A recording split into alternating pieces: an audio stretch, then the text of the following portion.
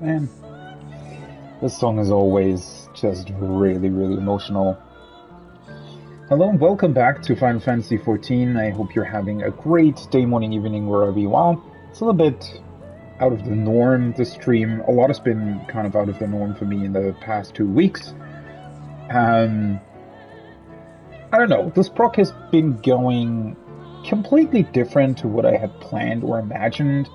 But at the end of the day, I'm here for it. Like, I don't mind it. I actually enjoy it. I think it's pretty cool that I, you know, did it so differently. But yeah, we're back in P8. And hopefully we have a bit more time today to actually go quite far and learn the different mechanics. That being said, I am going to be joining this group on Discord again, so there won't be much talking during the stream, sadly, but yeah, it is what it is. And as we just heard, we're also full. Everybody's here, so let's see how this goes. Hopefully we can get to phase 2 fairly quickly, and then we can actually check out how that phase goes and what to do there. Let's get into it, shall we? Also, I still need to drink my coffee, actually.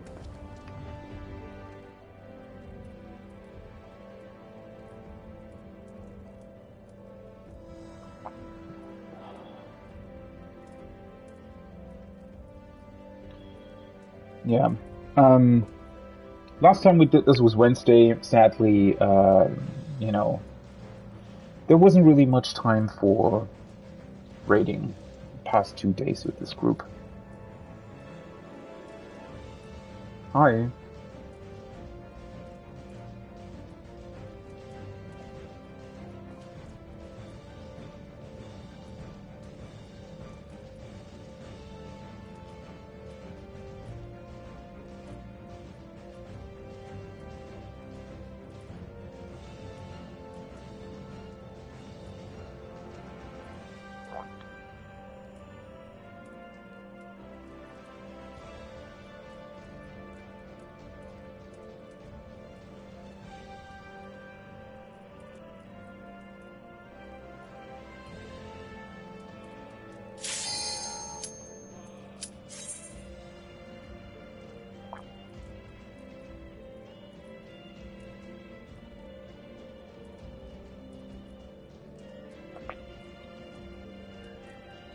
Yo.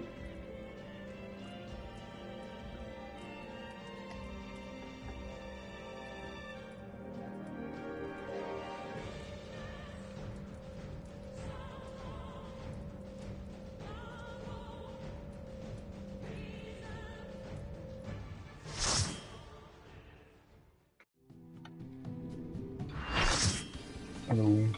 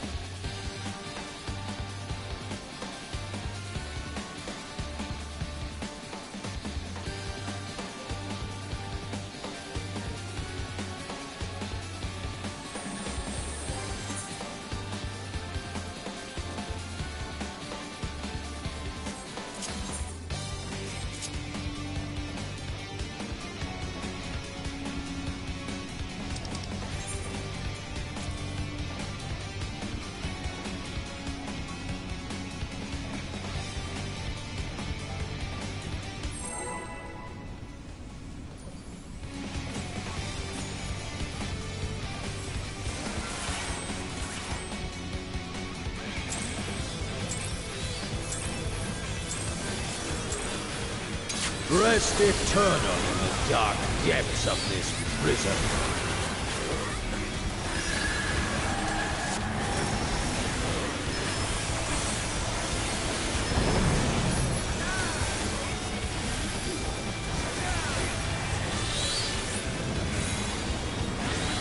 Fear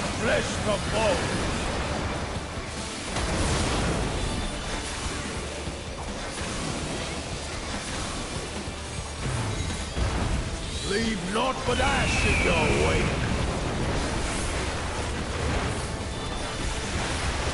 Let seep sorrow into your heart.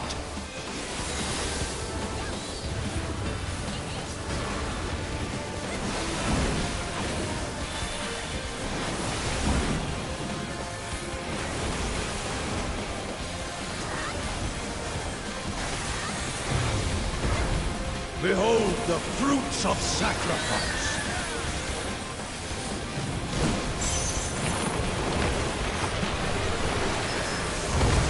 You will know my rage.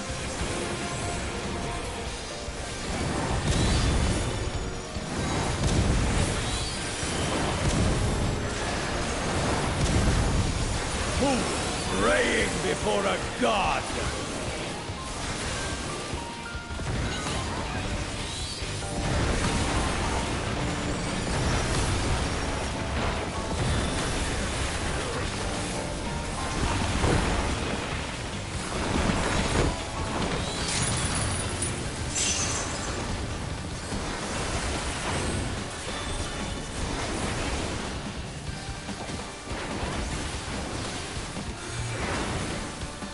Leave naught but ash in your wake.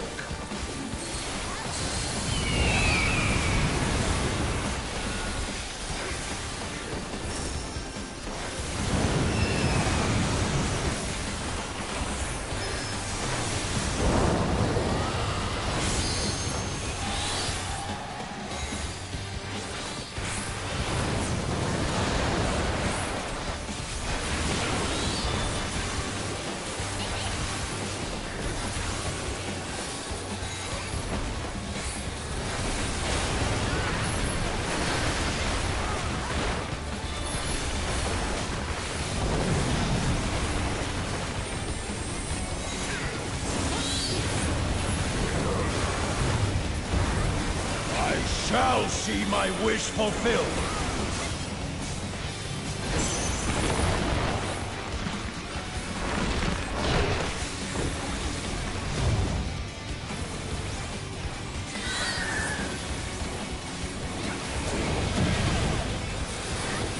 You are afraid to be consumed.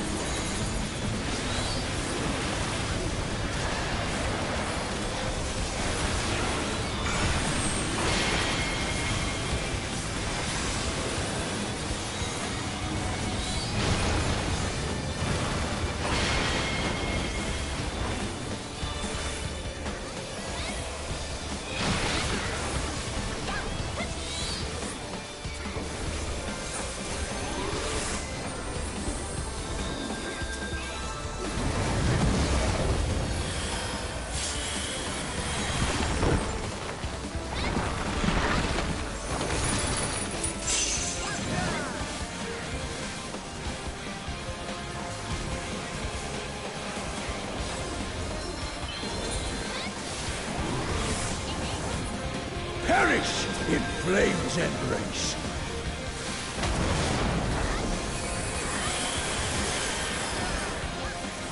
Go forth and sate your boundless hunger.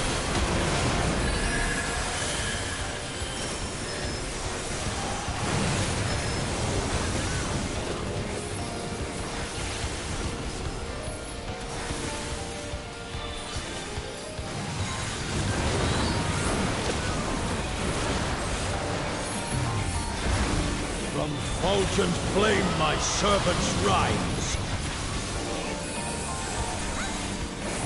Out of my sight!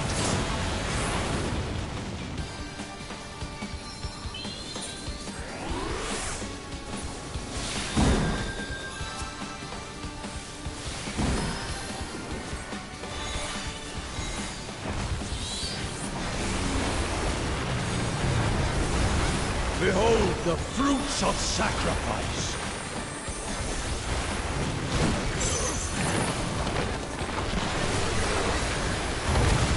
You will know my rage!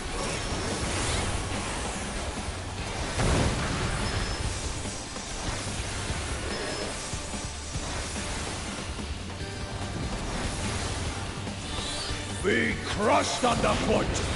I can rest.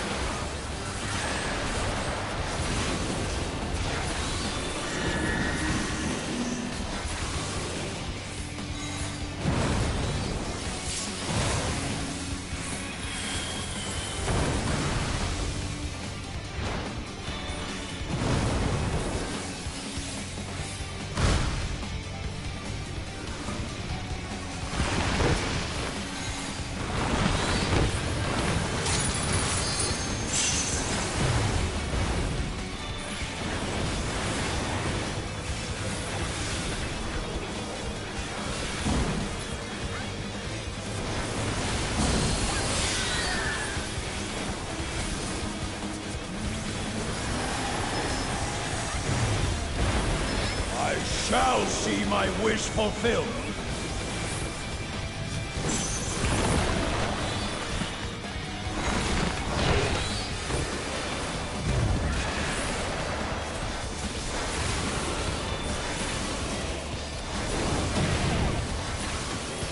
You are prey to be consumed.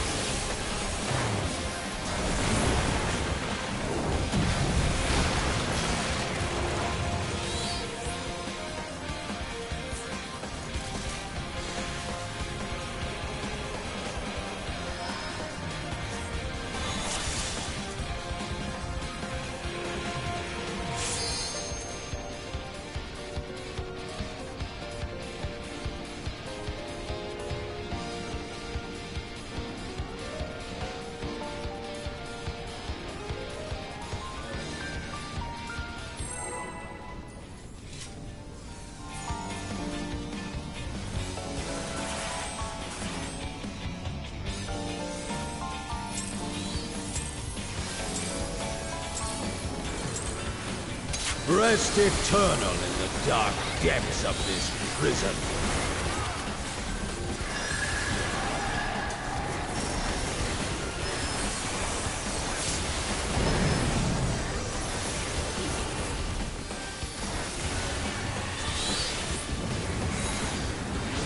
Sear flesh from bone.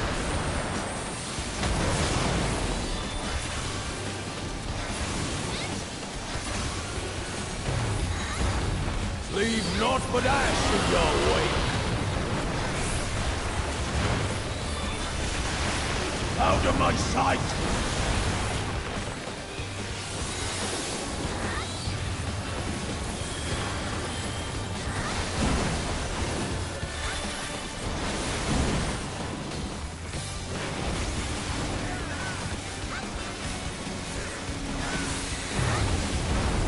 Behold the fruits of sacrifice!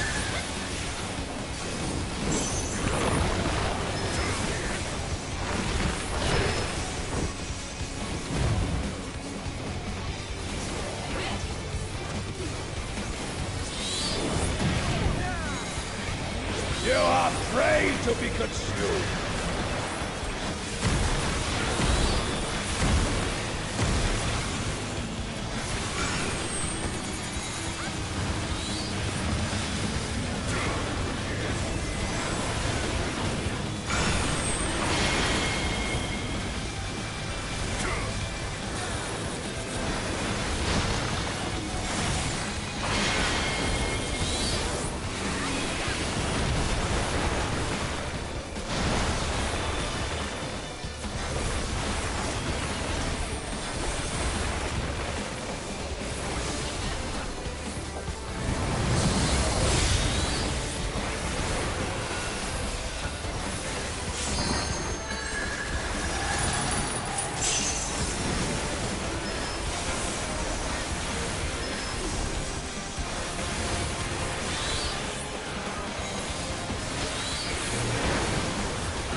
Leave naught but ash in your wake.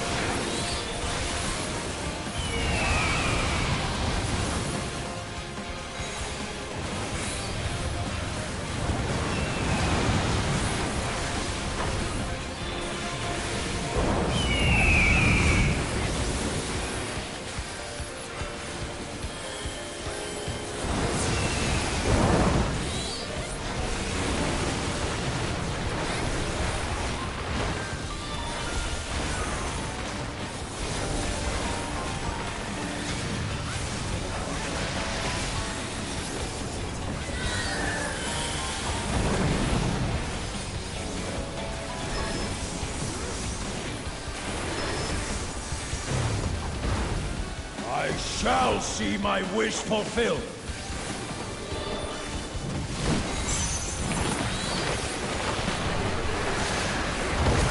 You will know my rage.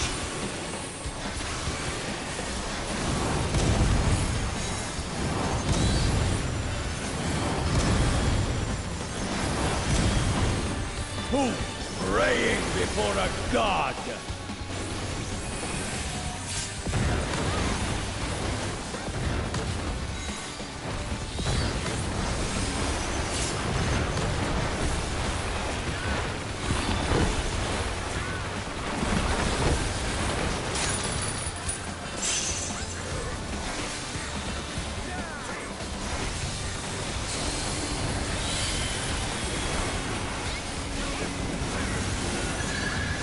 Perish in flame's embrace.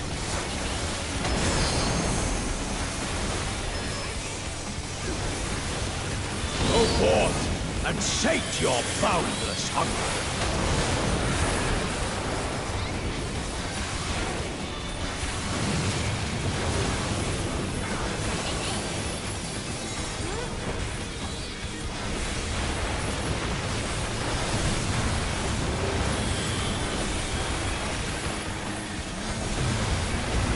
From fulgent flame my servants rise.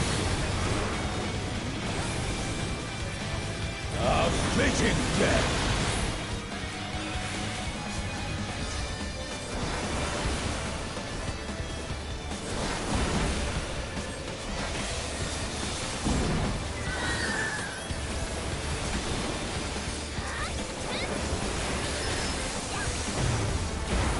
Behold the fruits of sacrifice.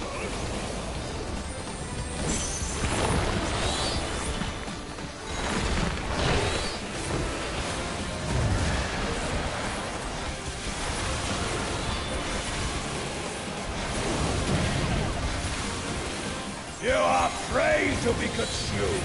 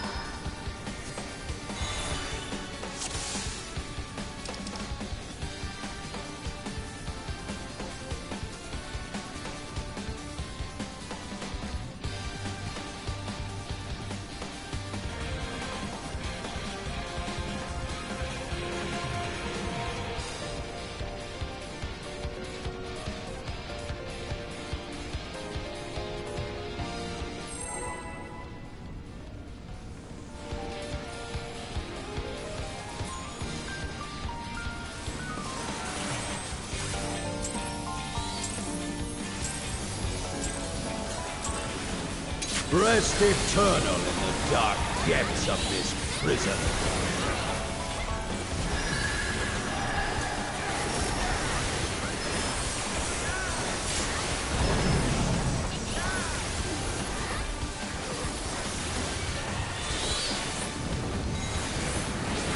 Sear flesh from bone.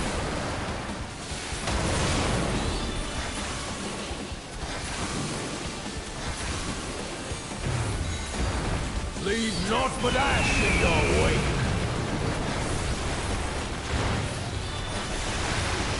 Let seep sorrow into your heart.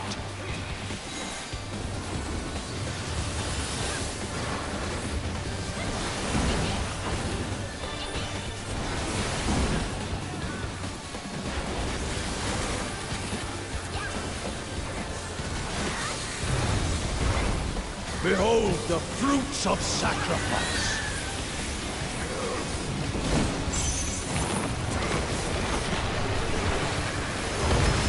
You will know my rage!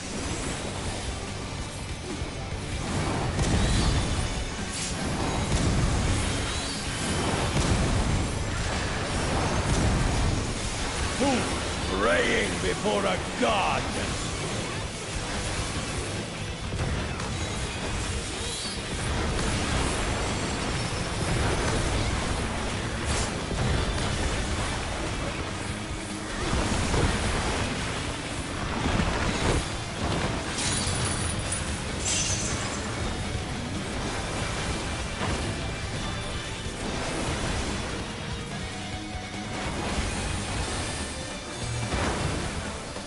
Leave naught but ash in your wake.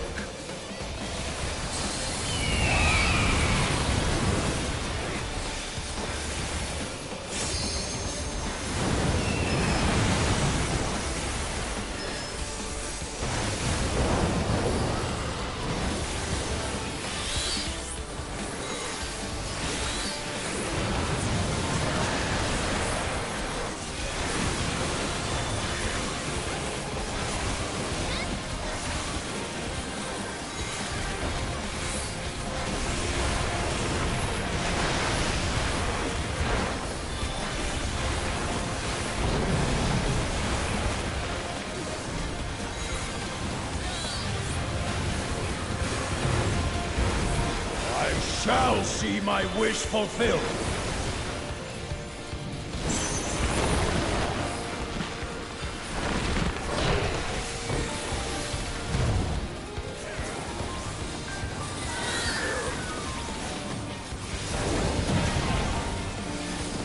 You are prey to be consumed.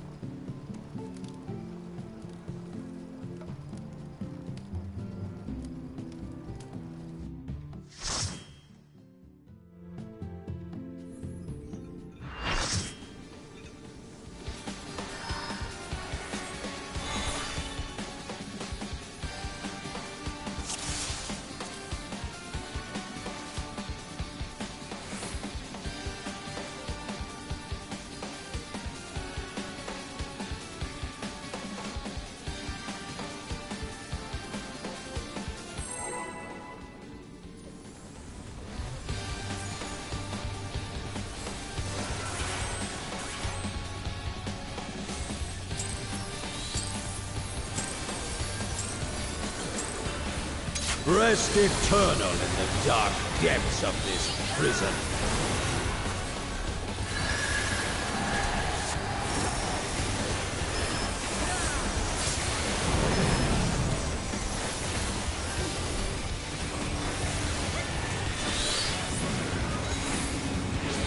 Sheer flesh from bone.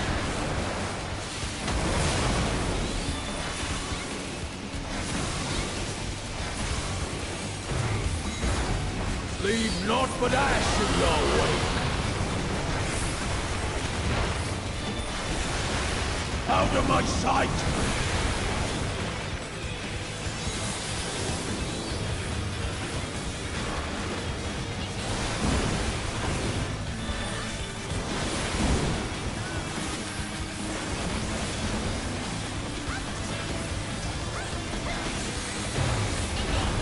Behold the fruits of sacrifice!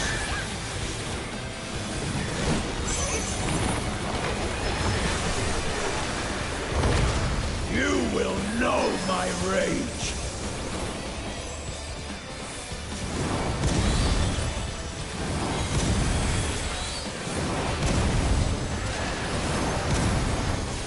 Who praying before a god?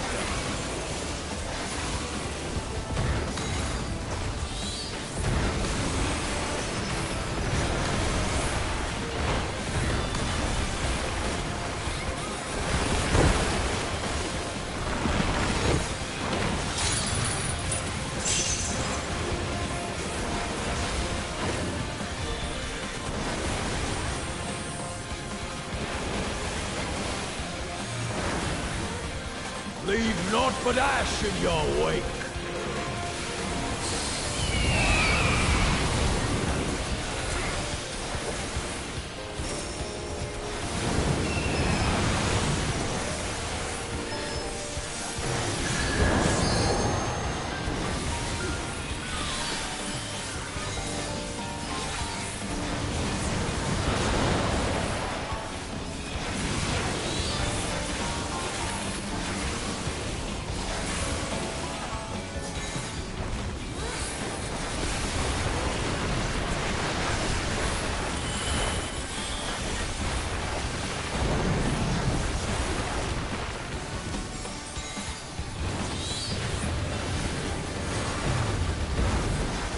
Shall see my wish fulfilled.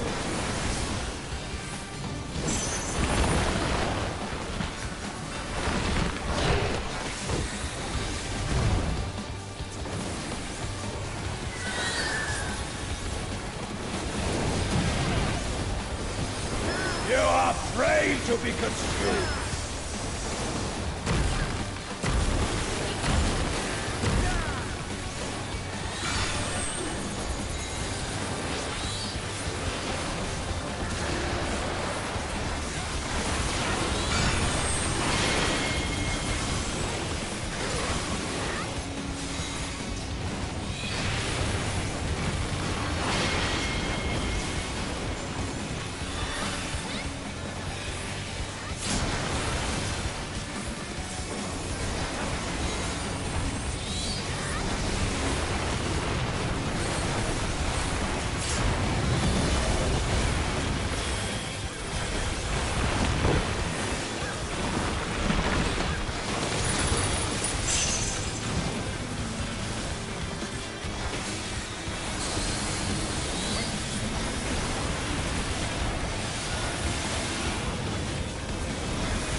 Perish in flame's embrace.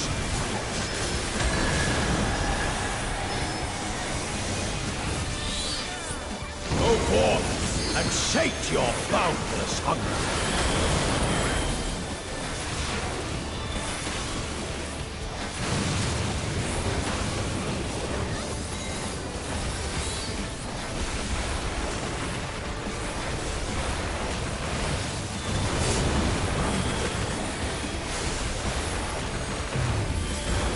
From fulgent flame my servants rise.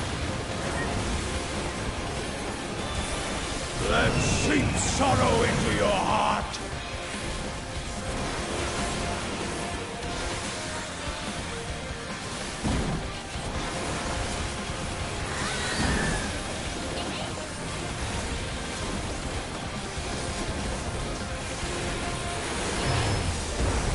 Behold the fruits of sacrifice.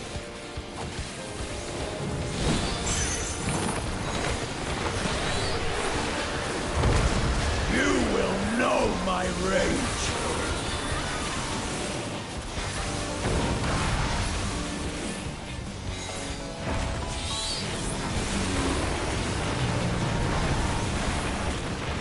Be crushed underfoot.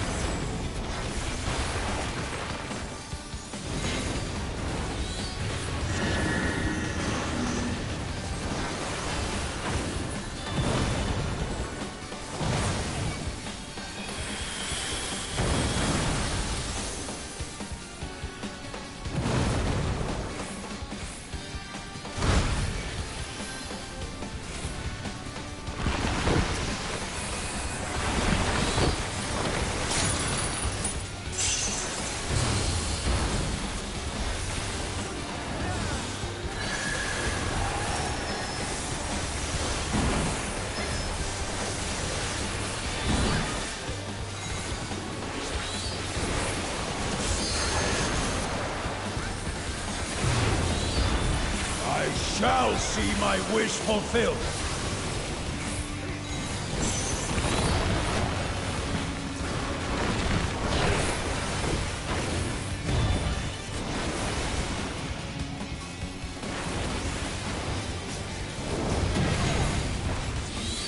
You are afraid to be consumed.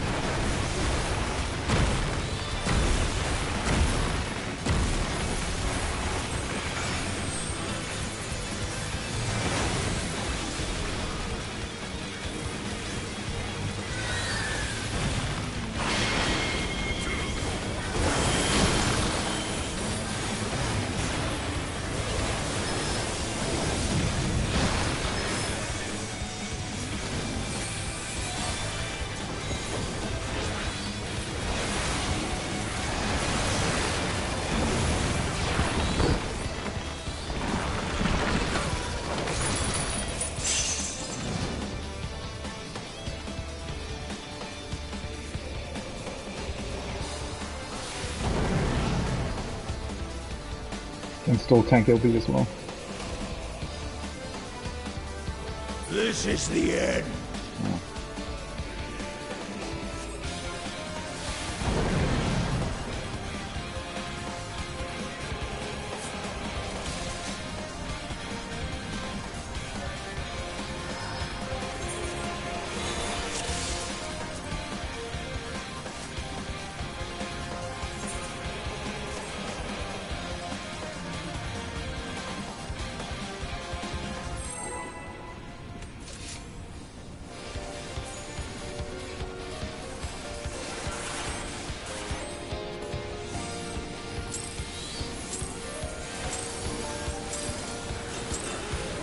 Rest eternal in the dark depths of this prison.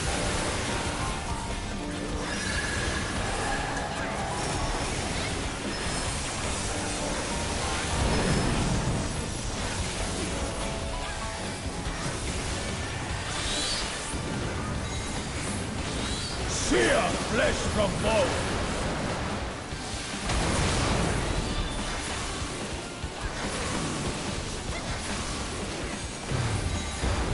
Leave naught but ash in your wake. Out of my sight!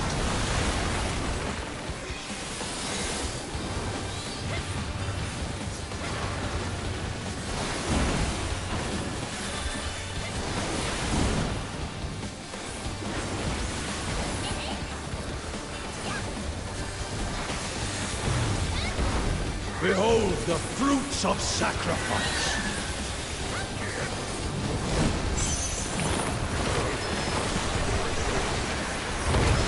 You will know my rage!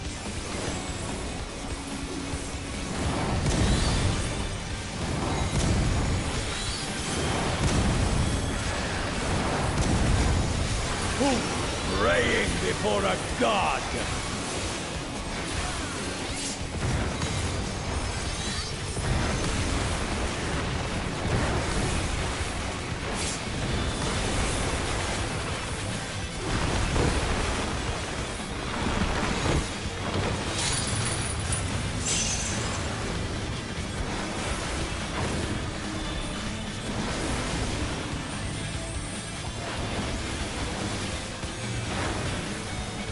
Leave naught but ash in your wake.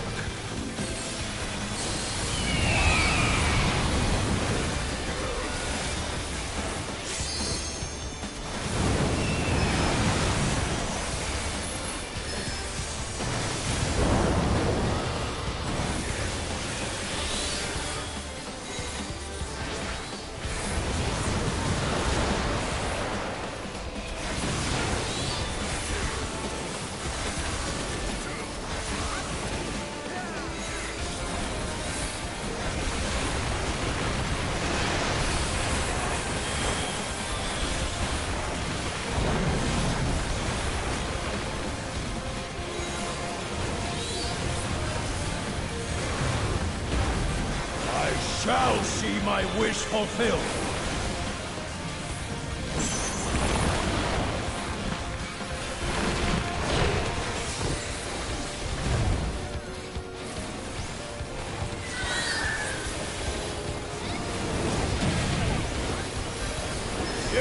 prey to be consumed!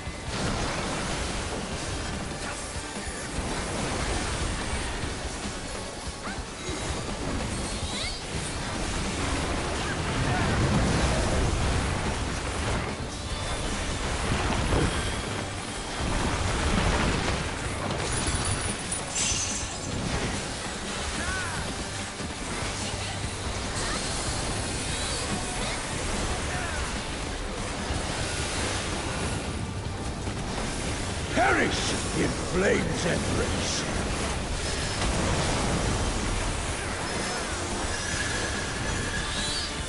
Go forth and sate your boundless hunger!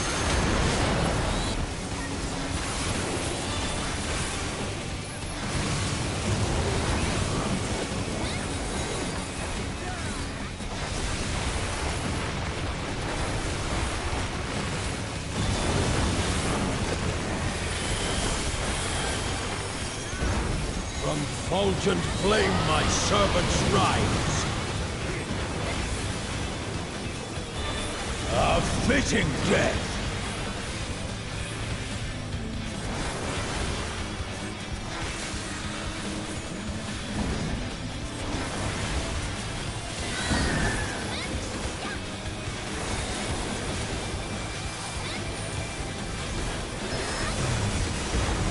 Behold the fruits of sacrifice!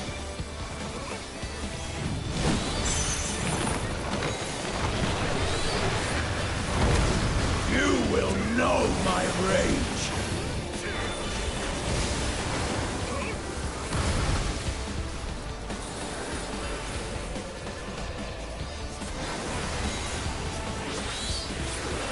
Be crushed underfoot!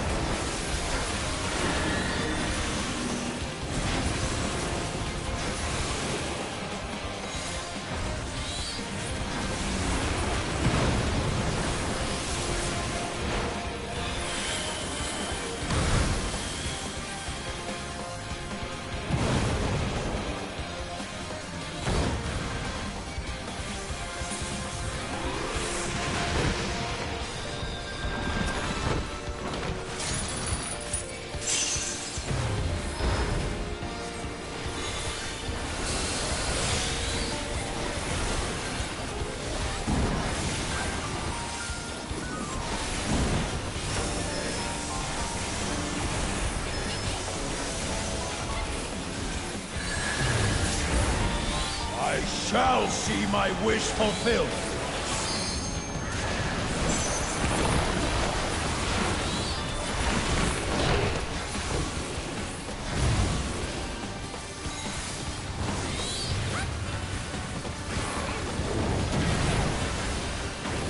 You are prey to be consumed!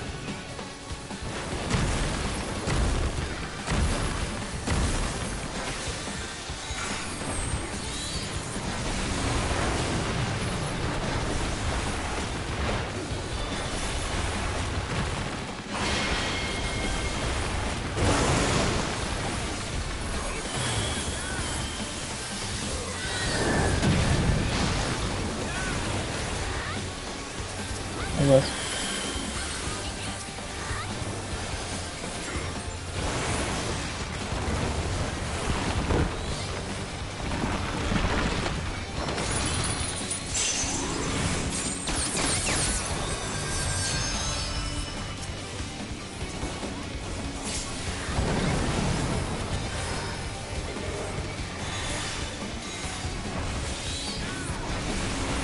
This is the end!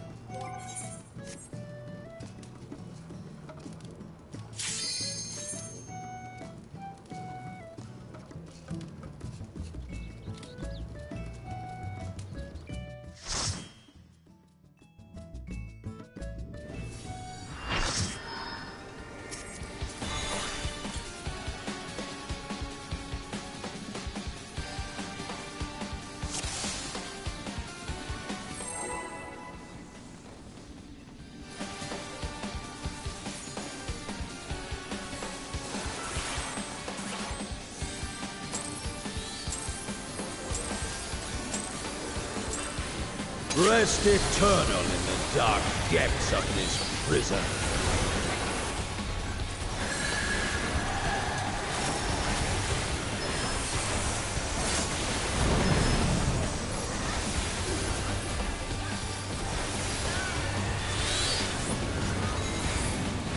Sear flesh from bone!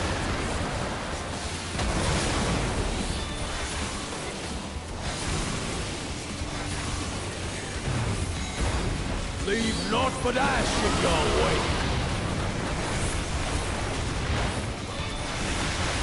Out of my sight!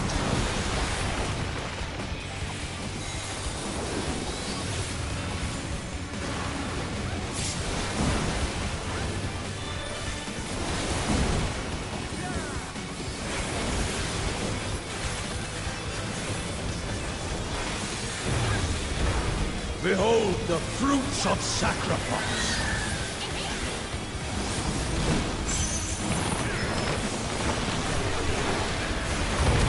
You will know my rage!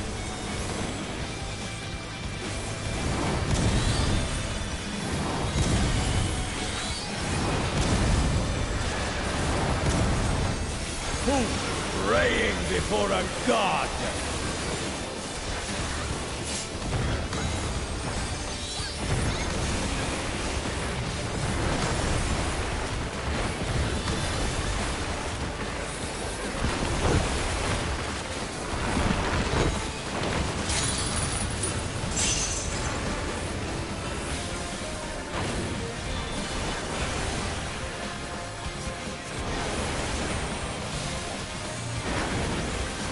Leave naught but ash in your wake!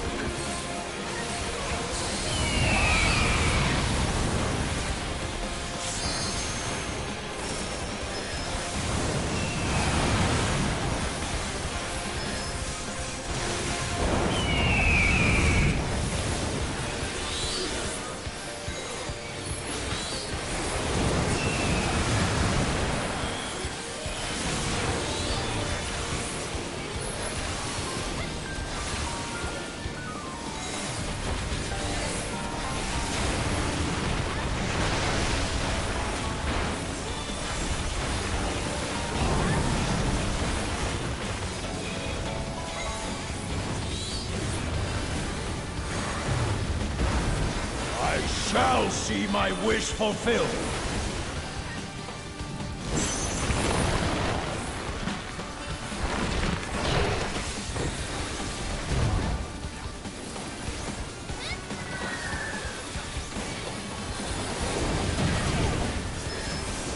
You are prey to be consumed!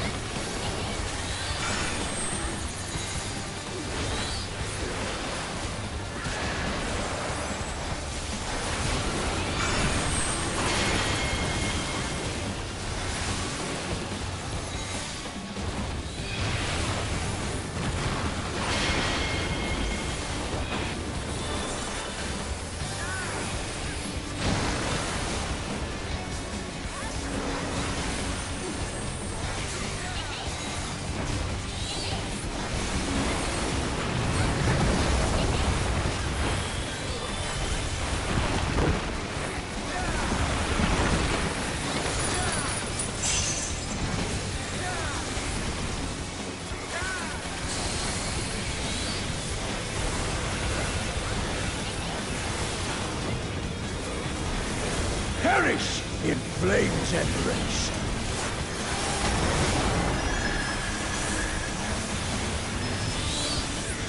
Go forth and sate your boundless hunger!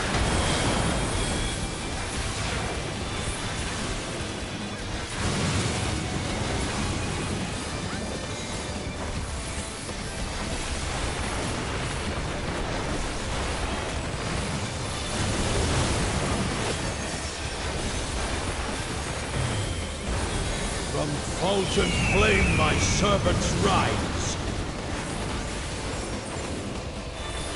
Let seep sorrow into your heart.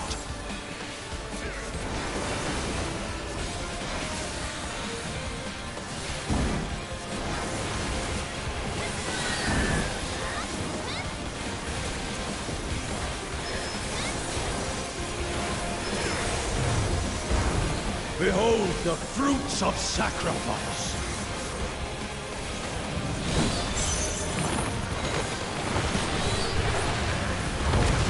You will know my rage.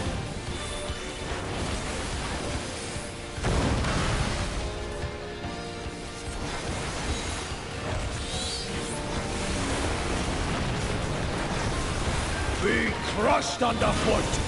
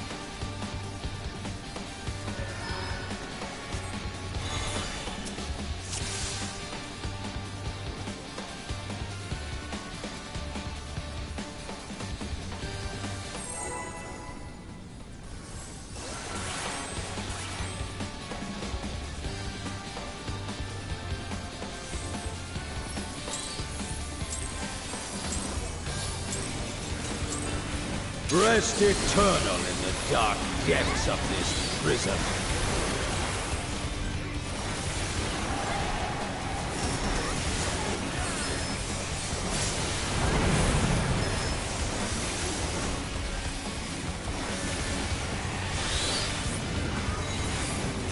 Sear flesh from bone.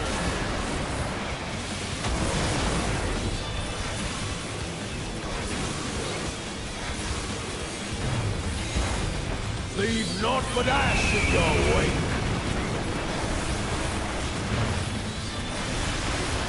Then seep sorrow into your heart.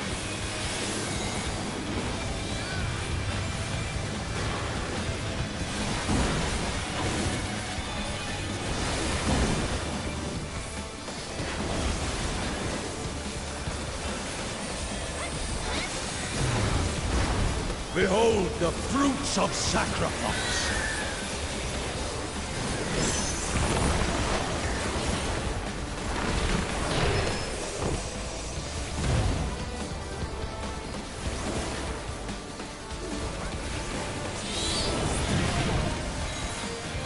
You are prey to be consumed.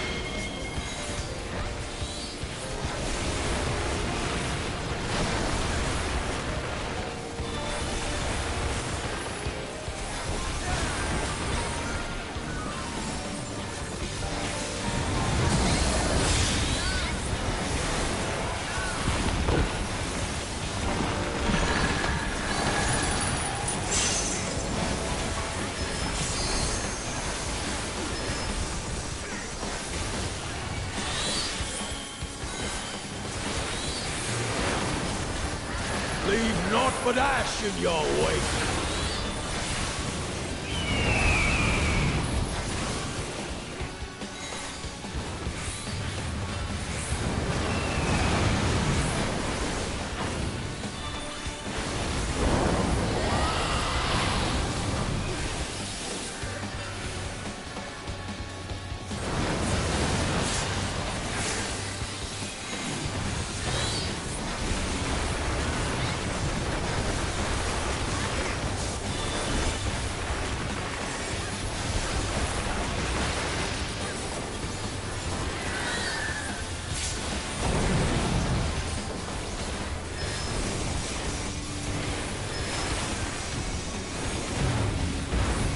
I shall see my wish fulfilled.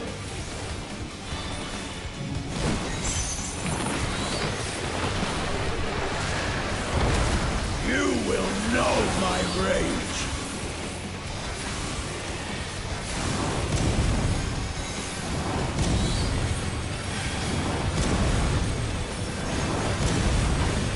Who's praying before a god?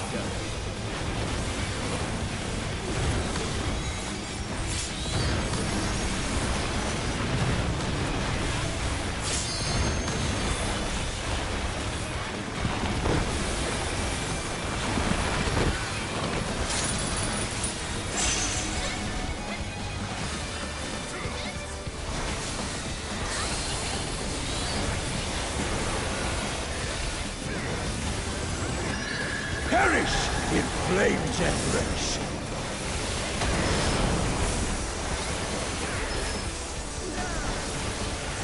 Go forth and sate your boundless hunger!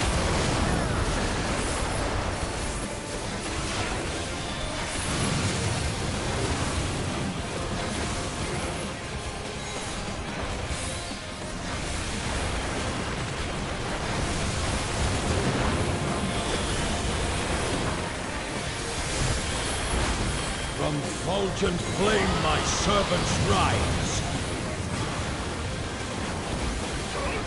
Out of my sight!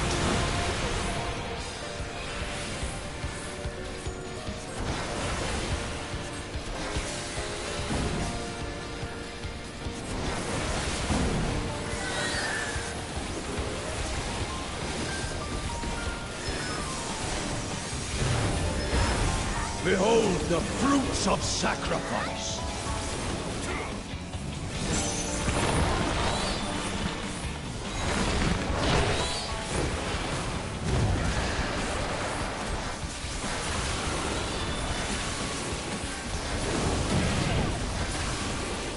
You are prey to be consumed!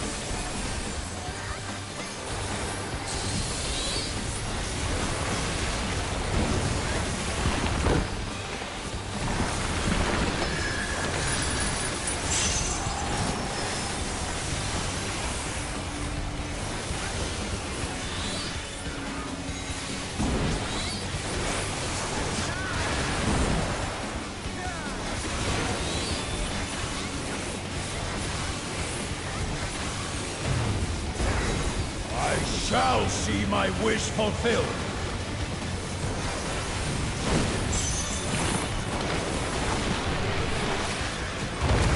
You will know my rage.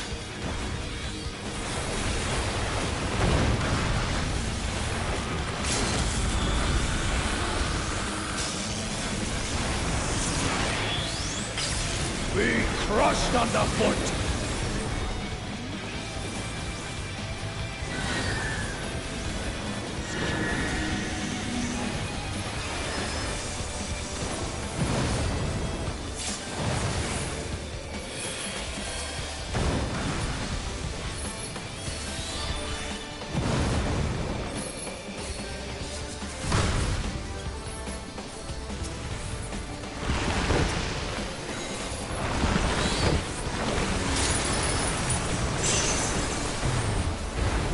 Godhood is within my grasp. I need only reach. Even should my vessel crumble, I shall take hold of my reward.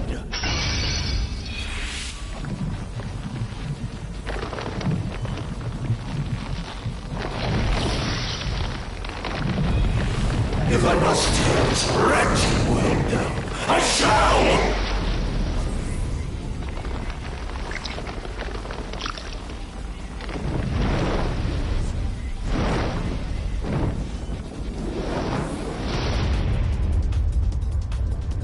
I see now how I long for our reunion.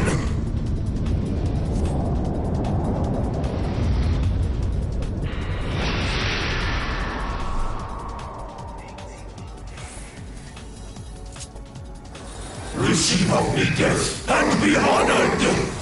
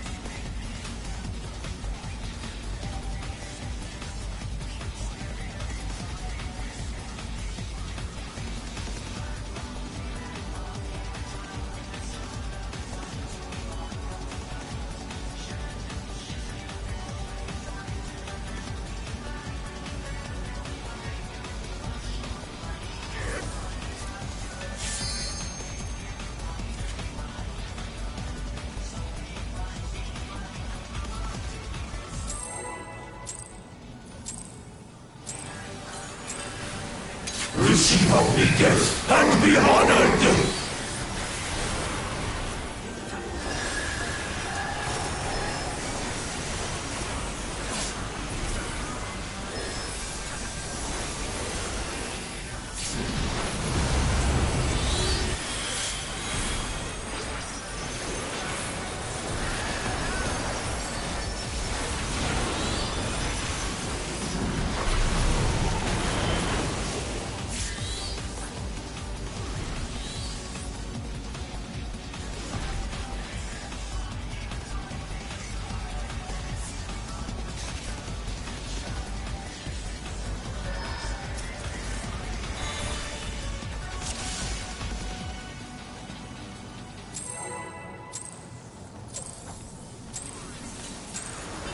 Receive only death and be honored!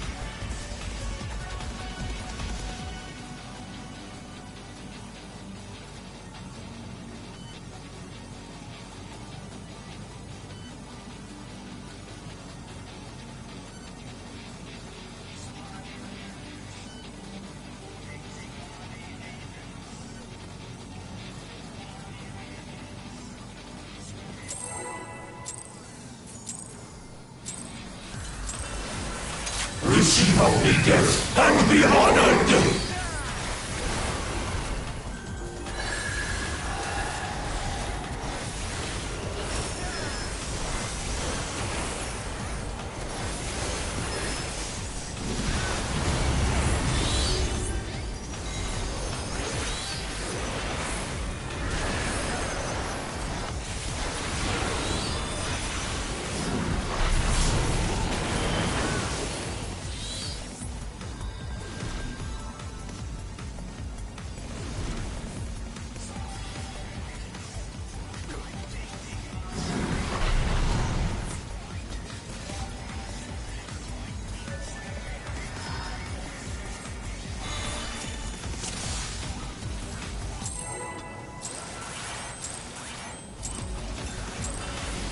Receive only death and be honored!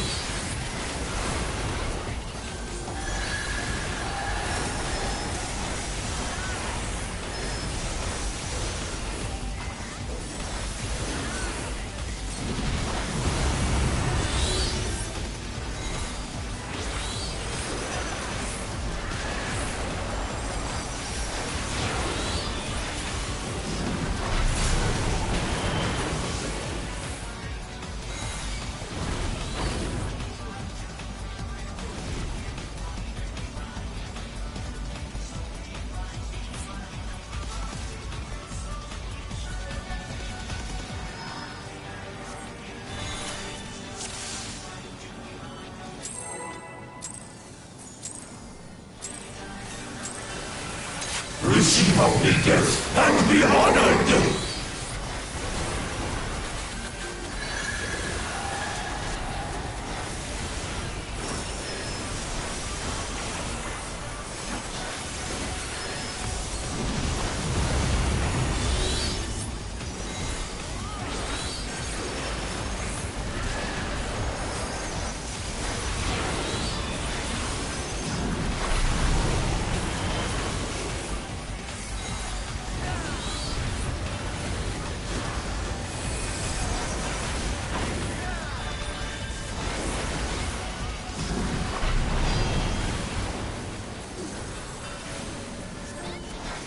My will is absolute!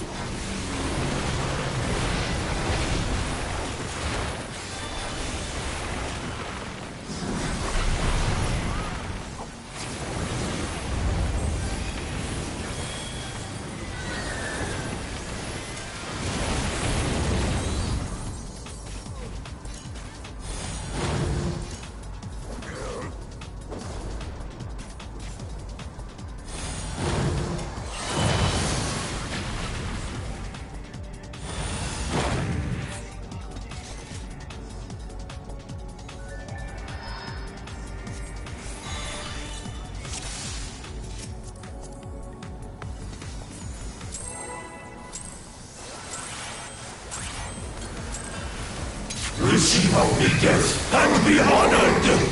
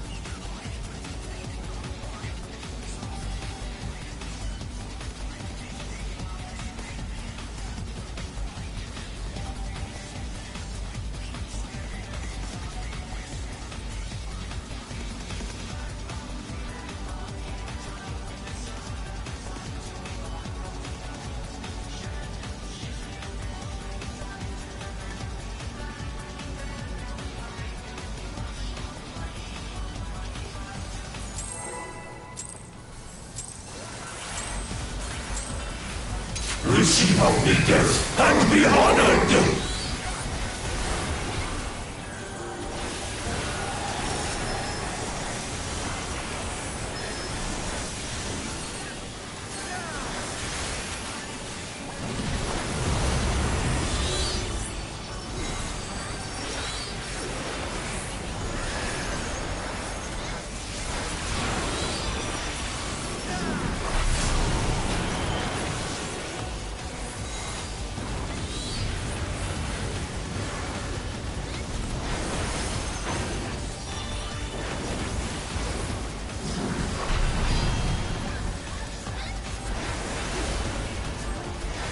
My will is absolute!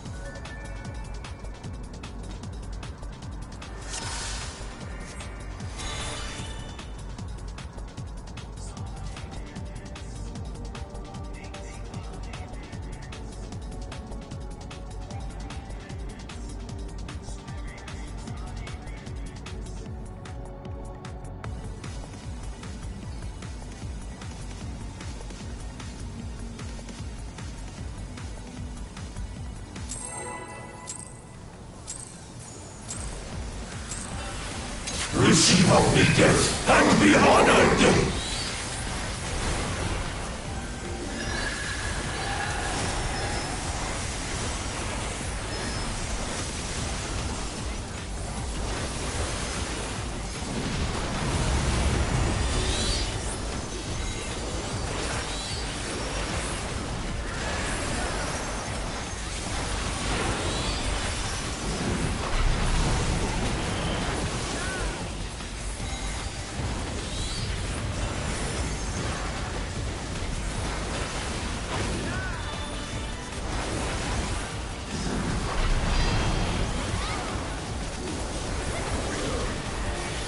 My will is absolute!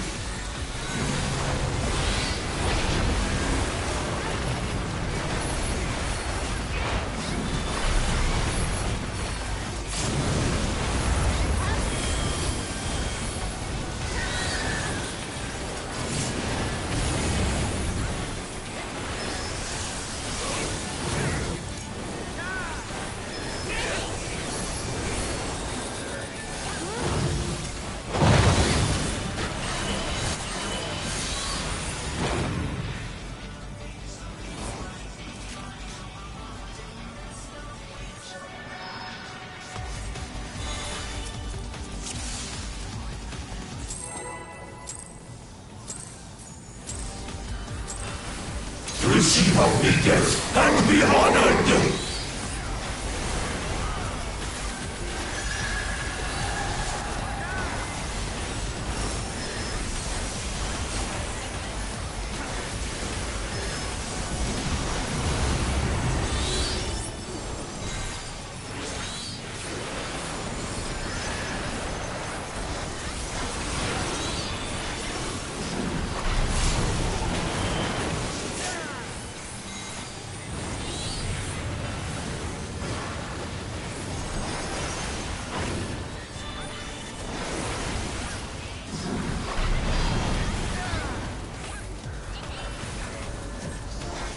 My will is absolute!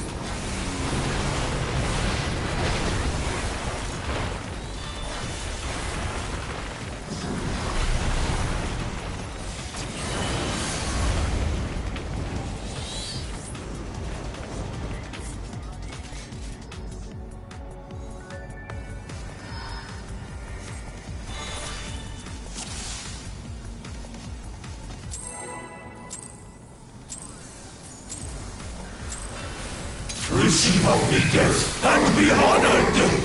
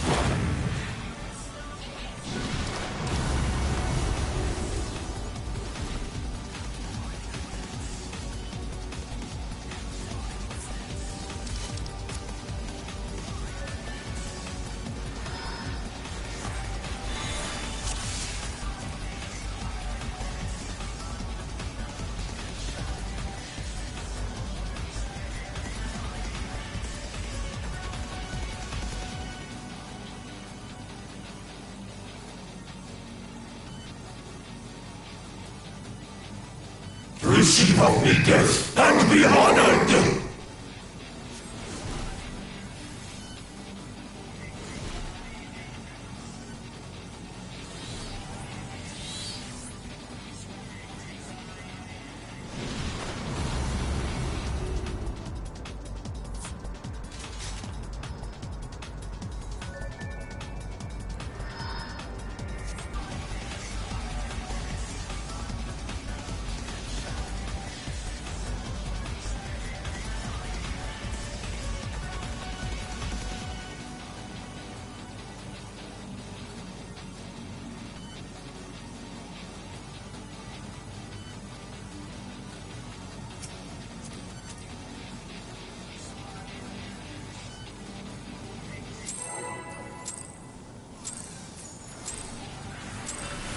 Receive only death and be honored!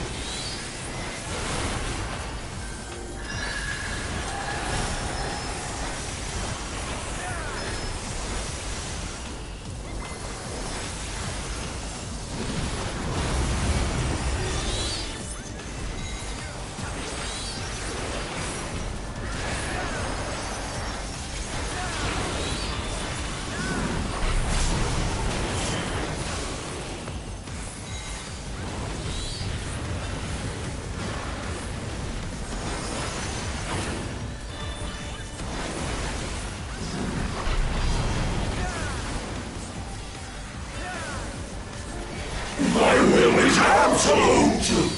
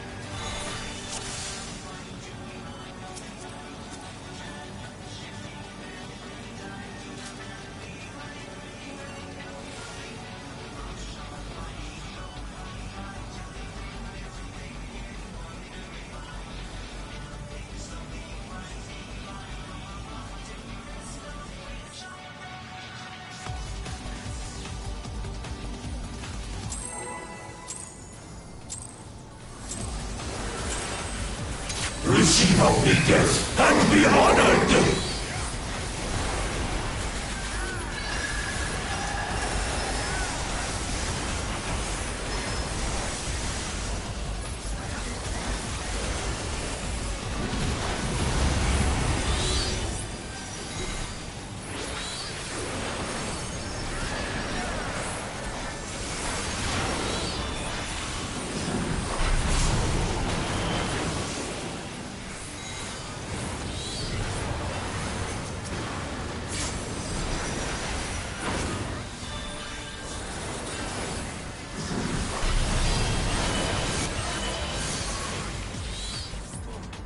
My will is absolute!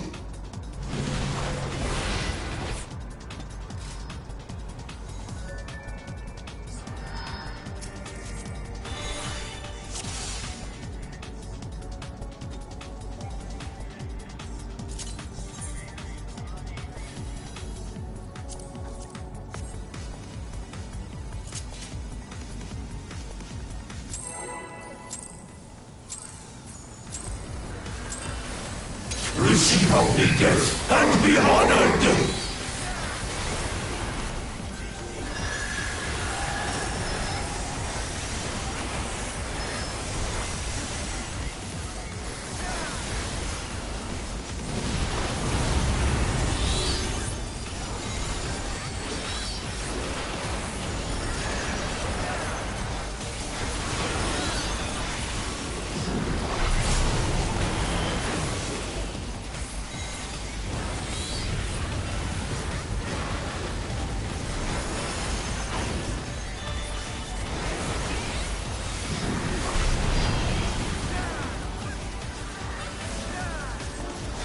My will is absolute!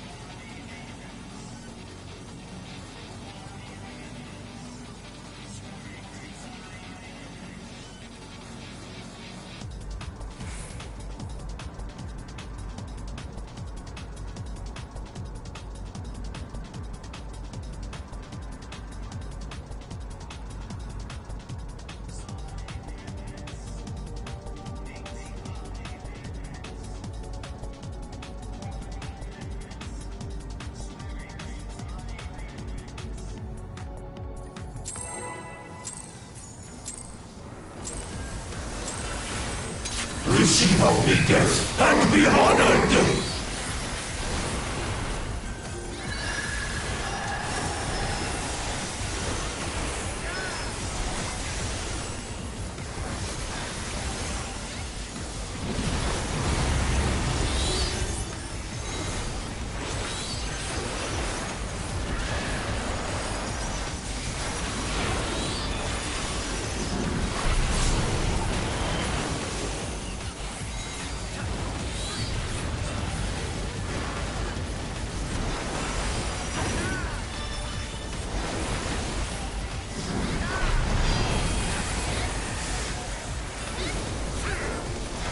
My will is absolute!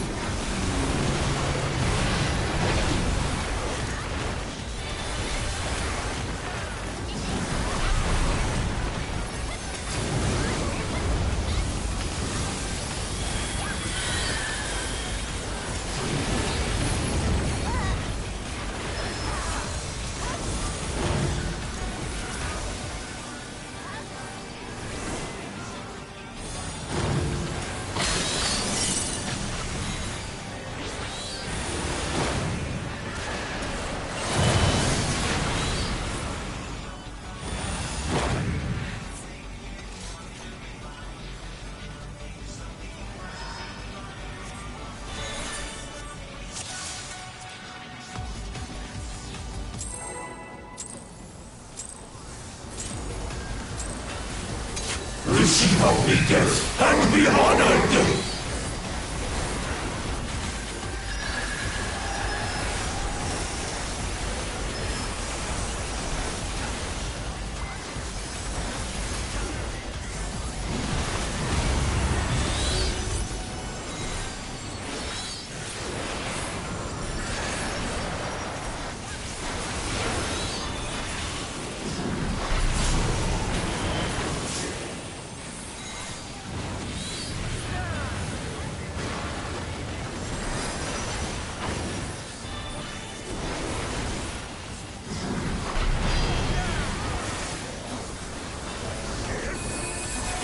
My will is absolute!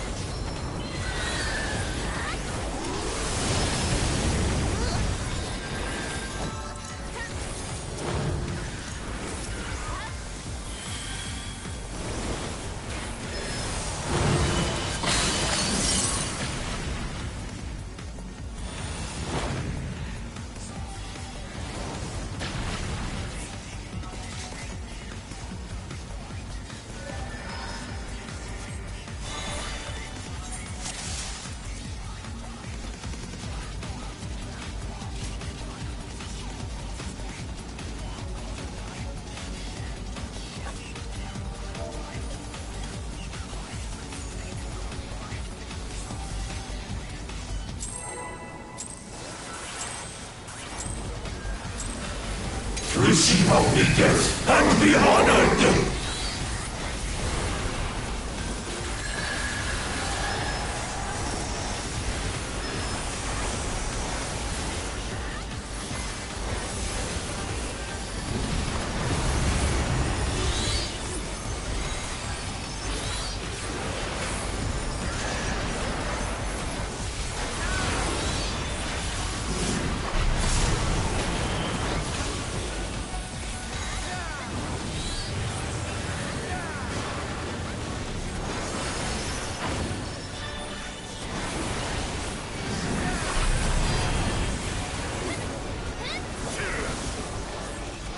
My will is absolute!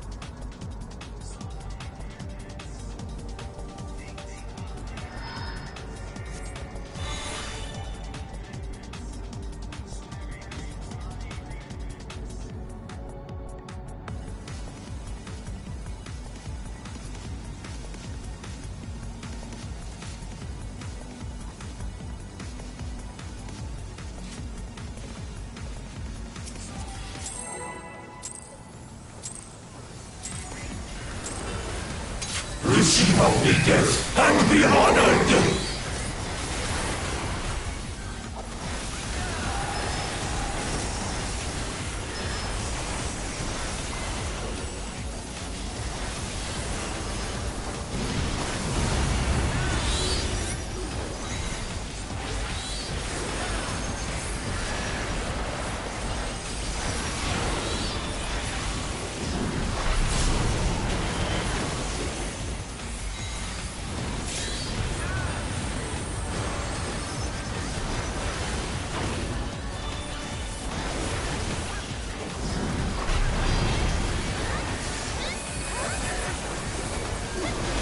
My will is absolute!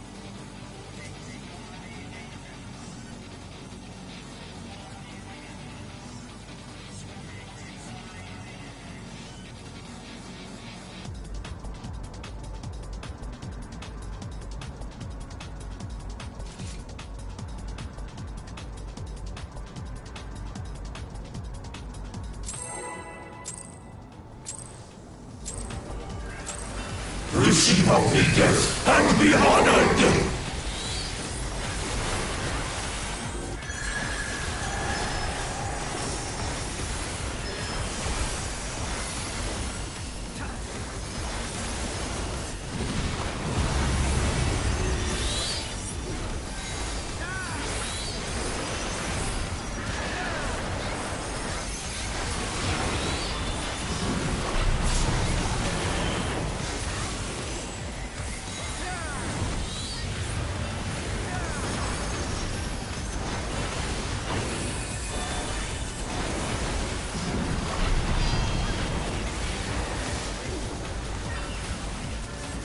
My will is absolute!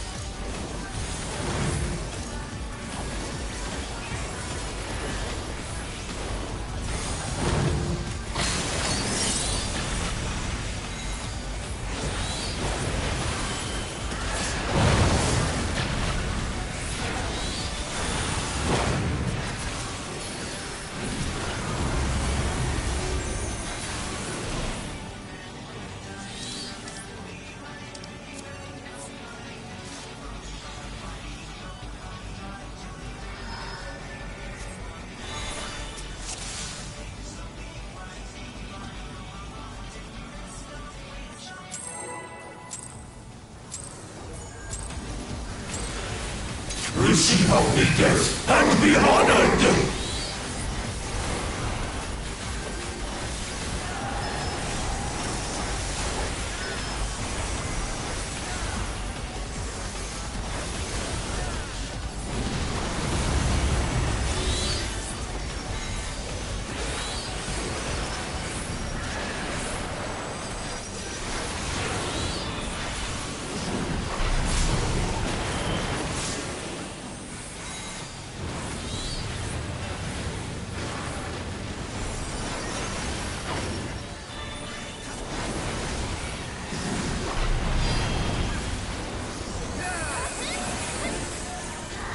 My will is absolute!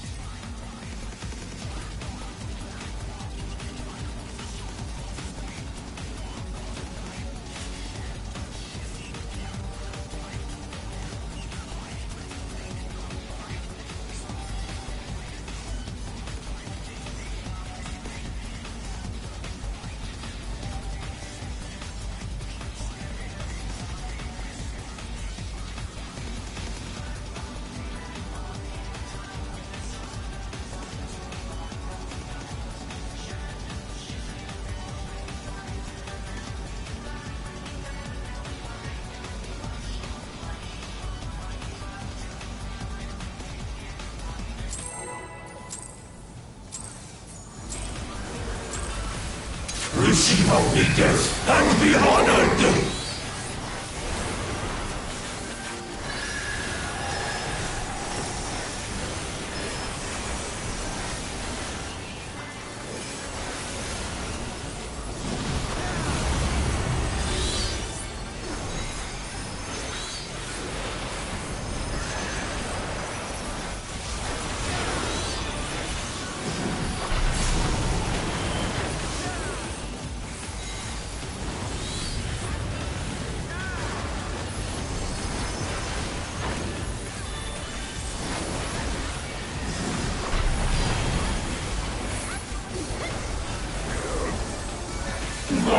is absolute!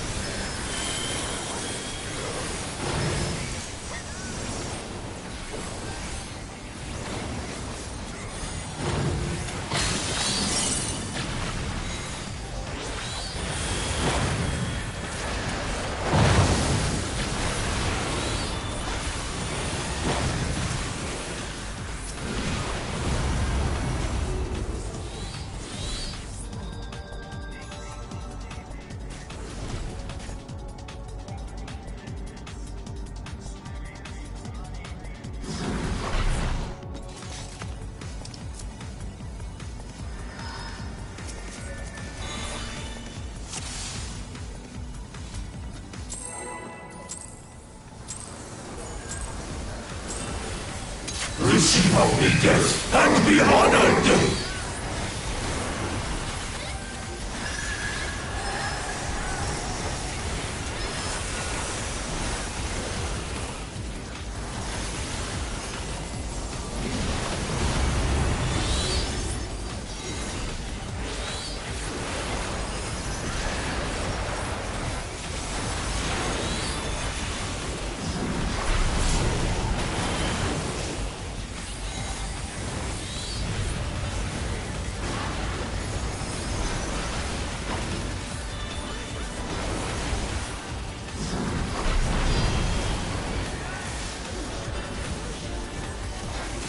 My will is absolute!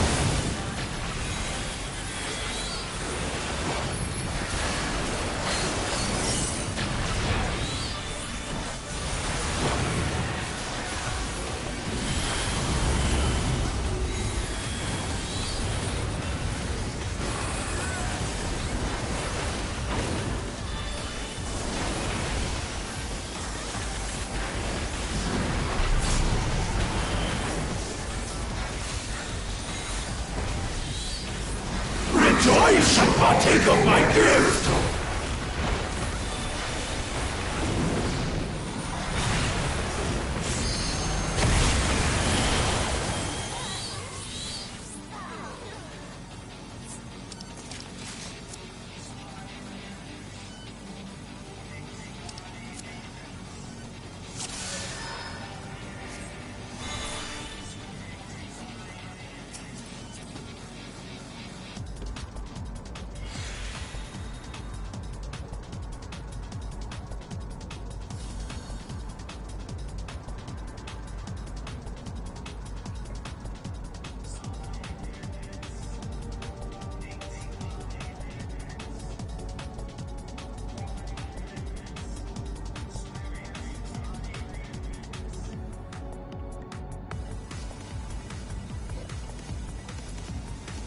I definitely forgot Adel on that, so we'll have that too.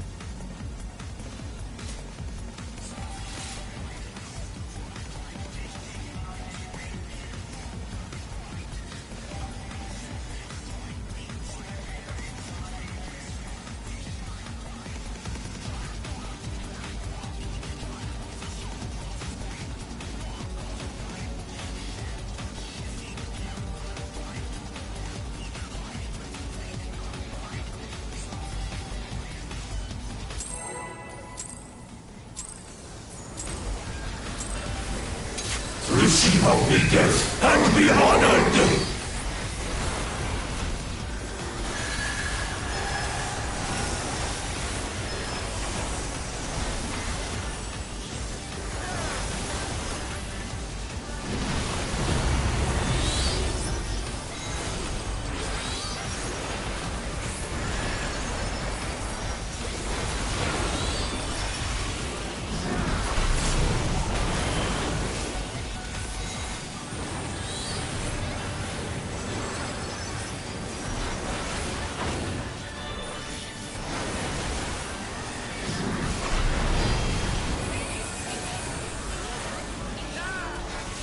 My will is absolute!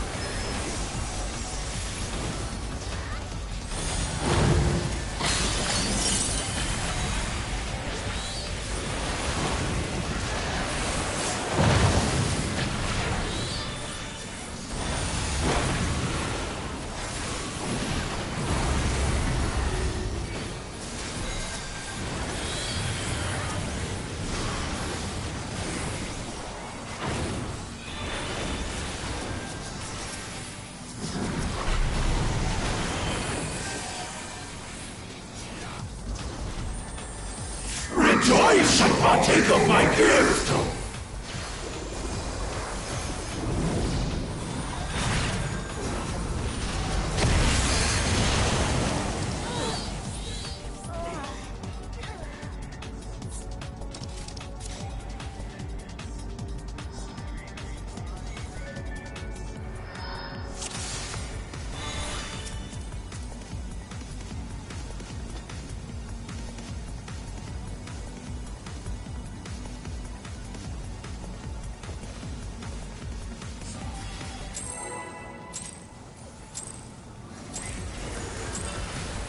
Receive obedience and be honored!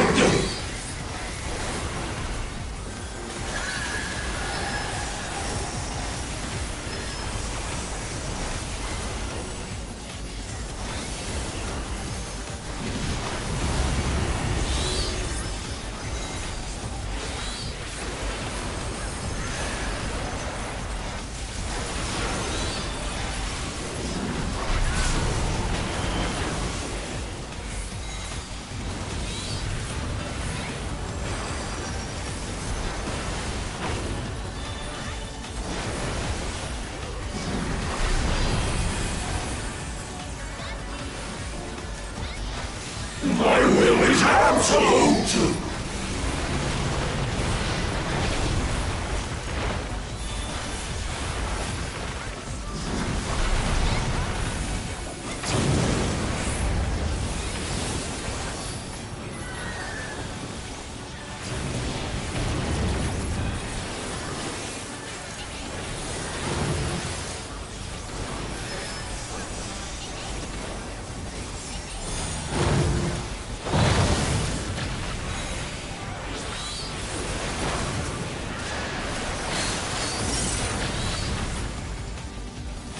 We have 3 people on the right with them. Full fire.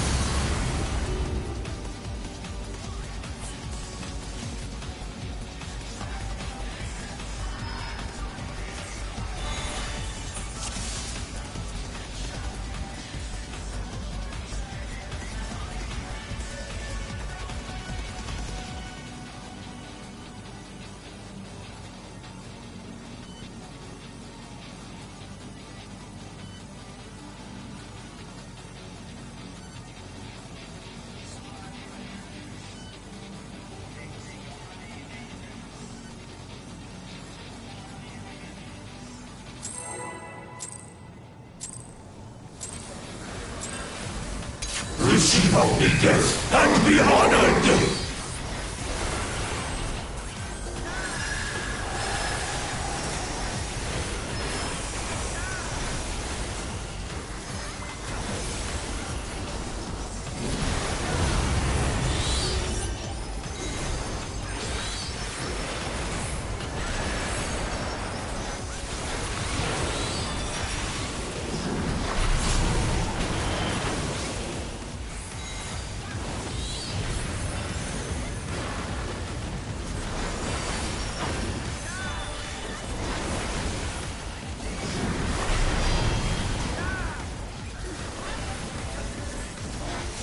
My will is absolute!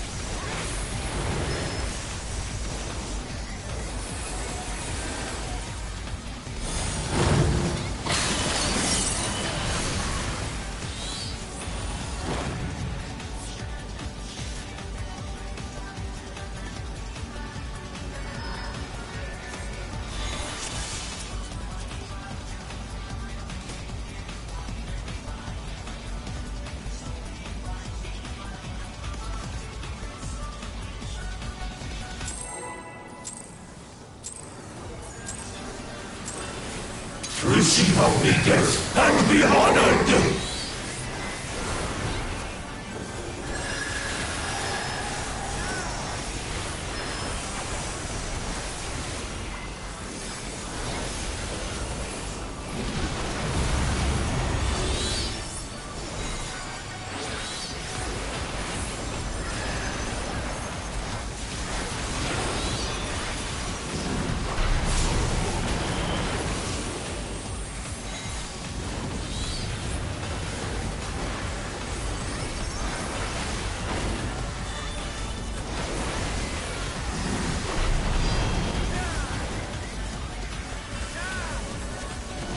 My will is absolute!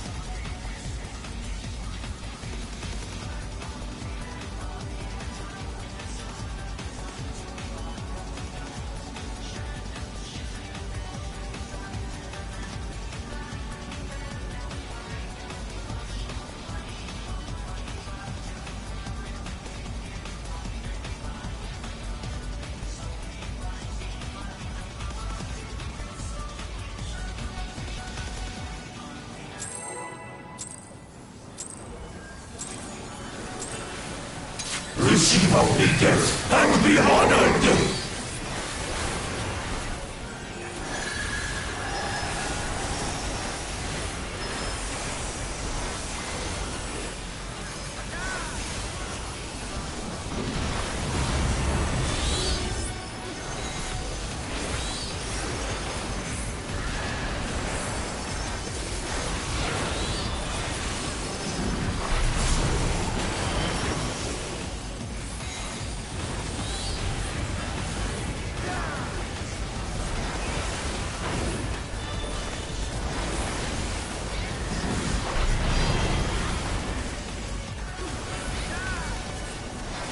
My will is absolute!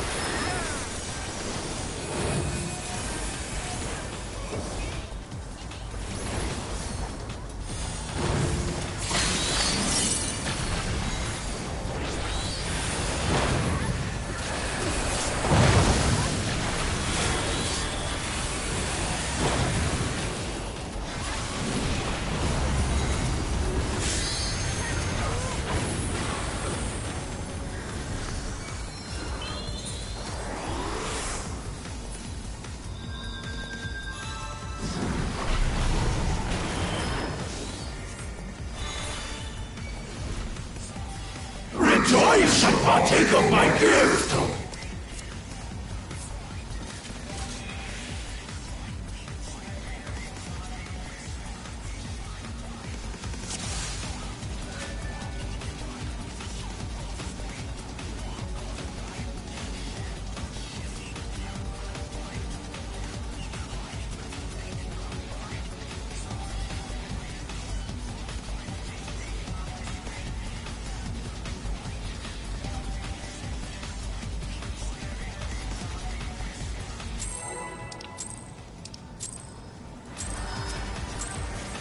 Receive only death and be honored!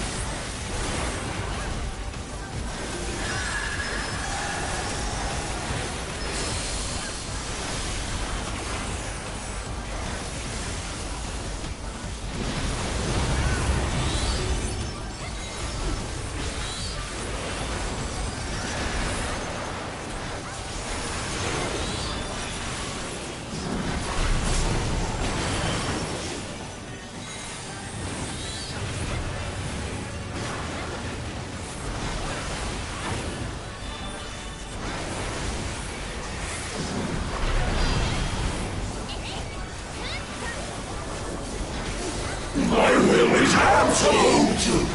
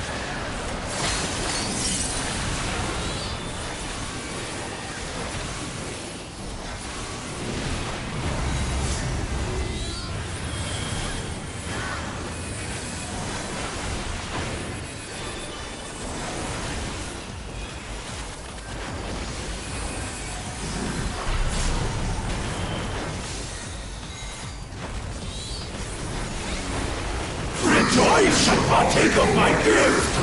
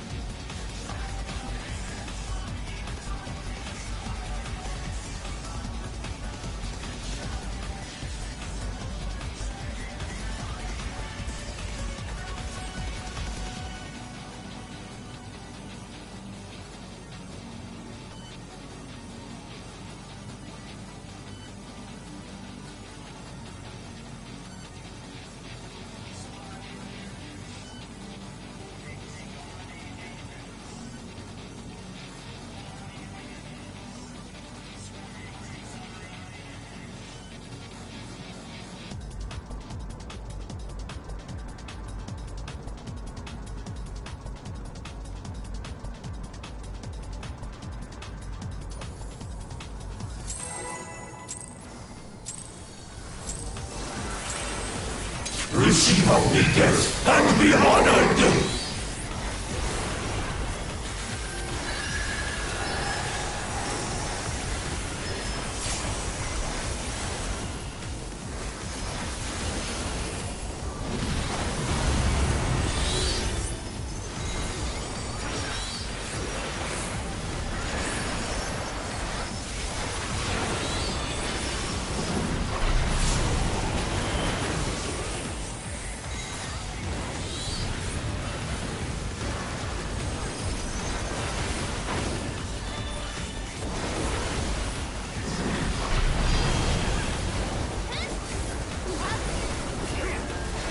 My will is absolute!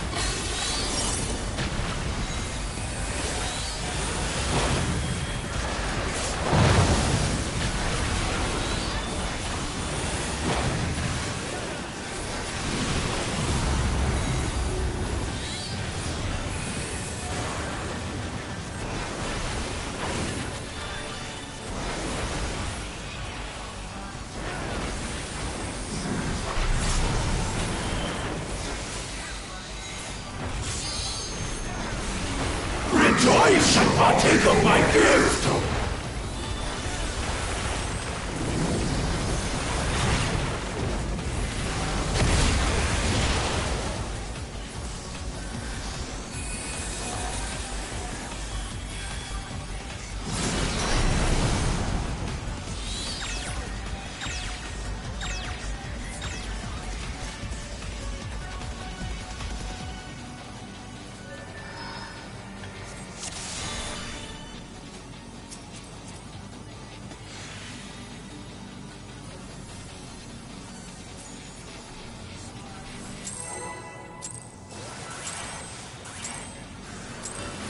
Receive obedience and be honored!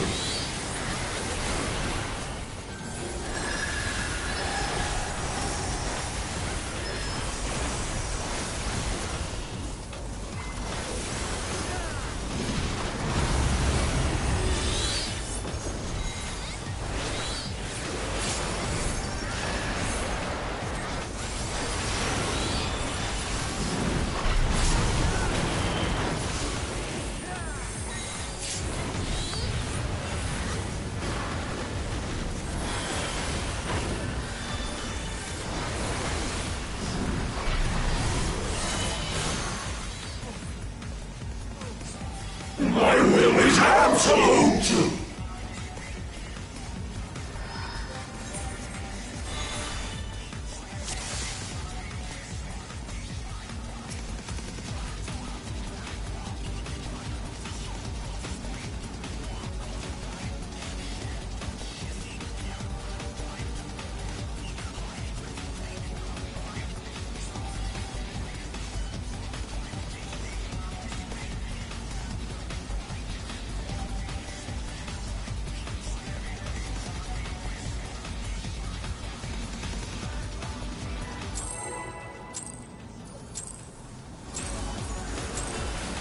Receive obedience and be honored!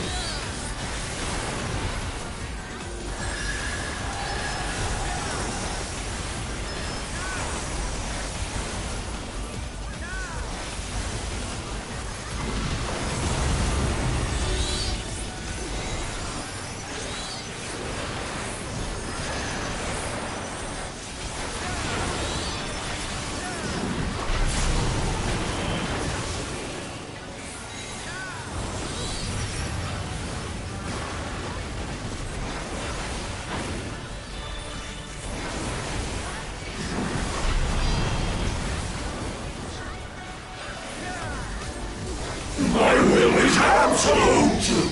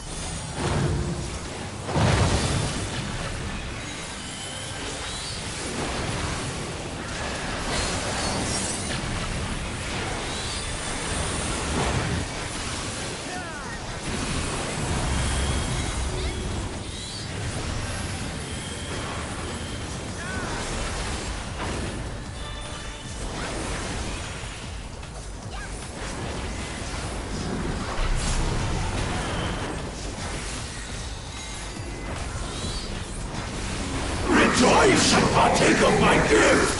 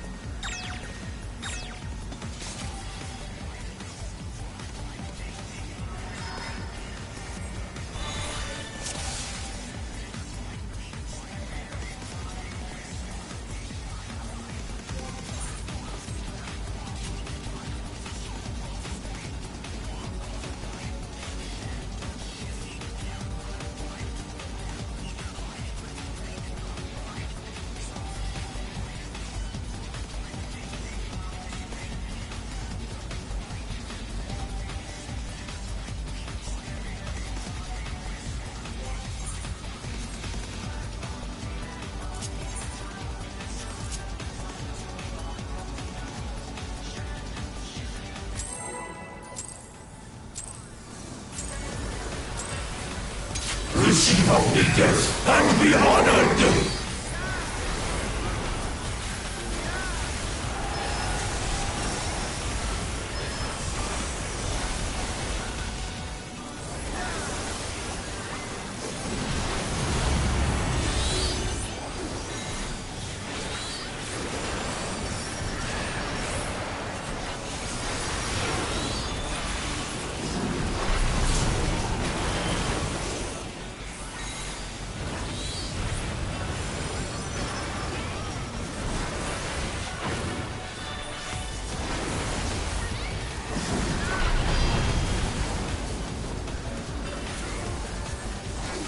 My will is absolute!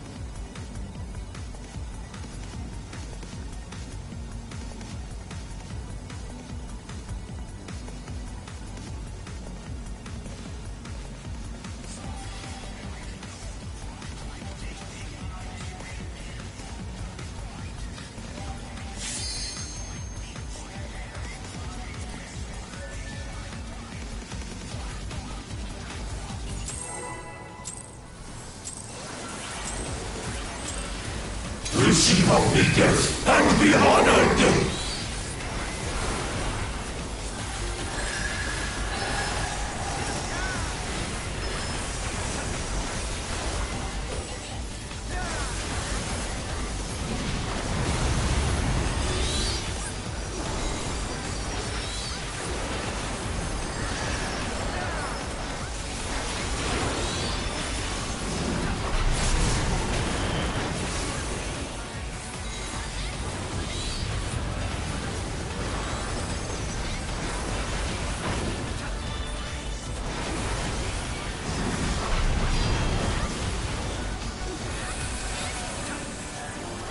My will is absolute!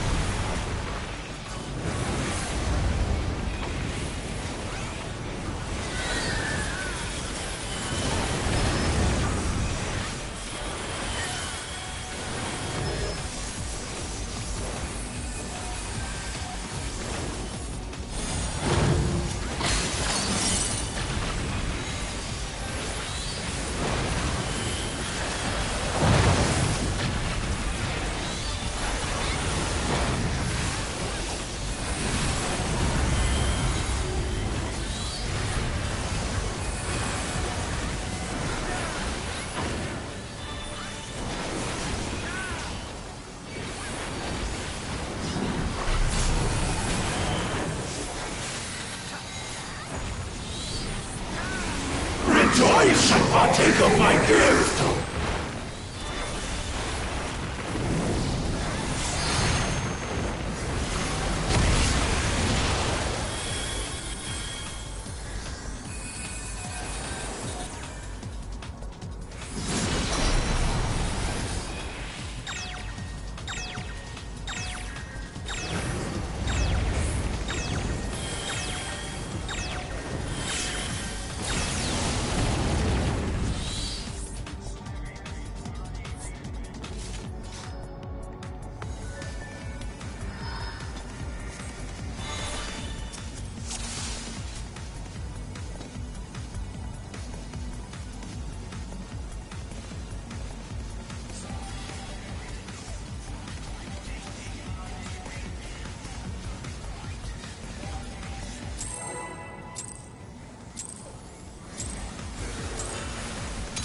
Receive obedience and be honored!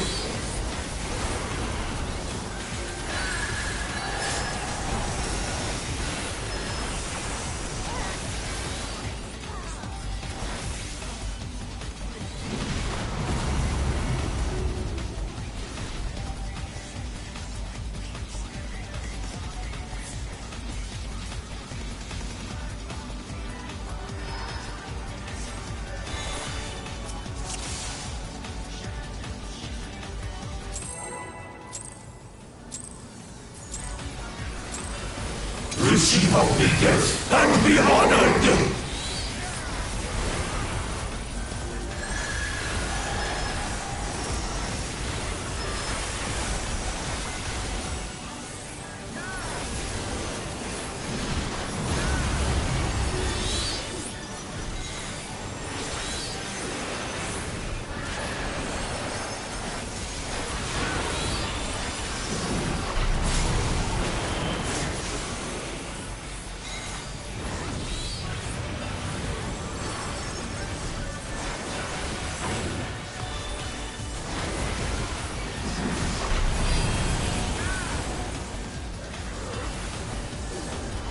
My will is absolute!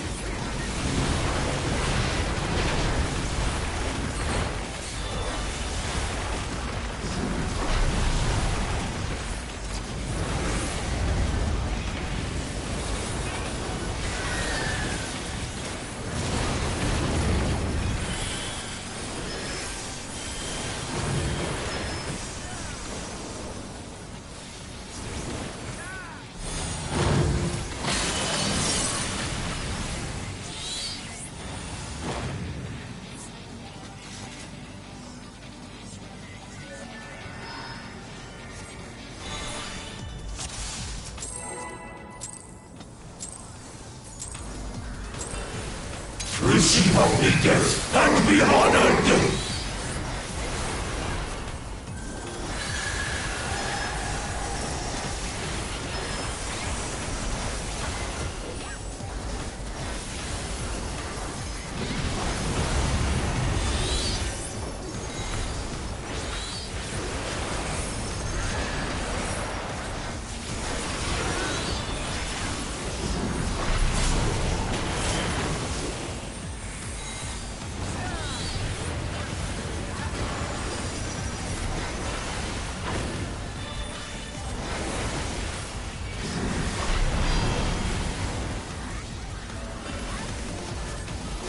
My will is absolute!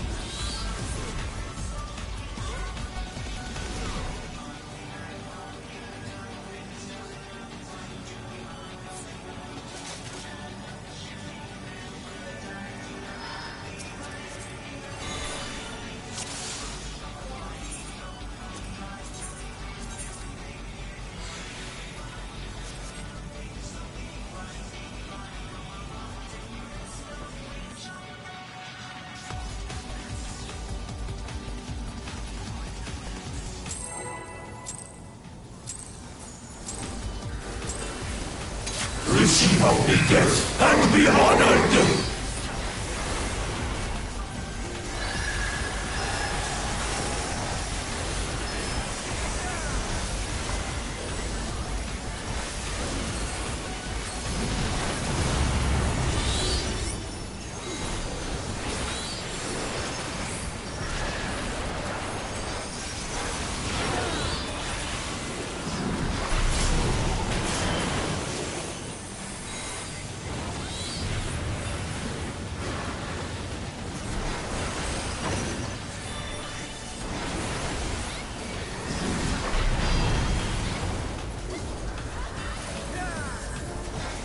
My will is absolute!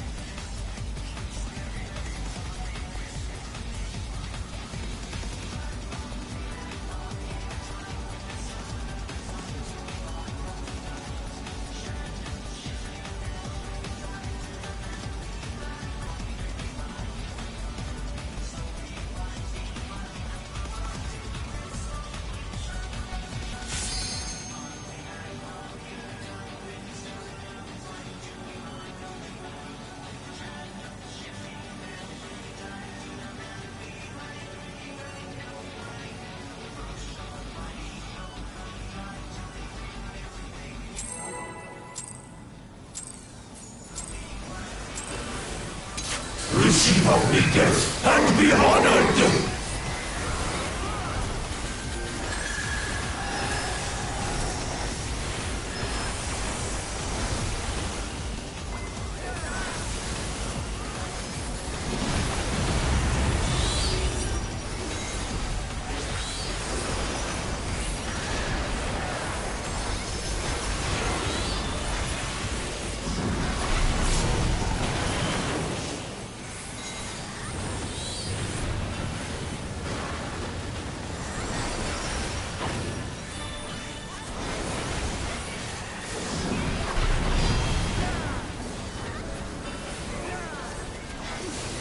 My will is absolute!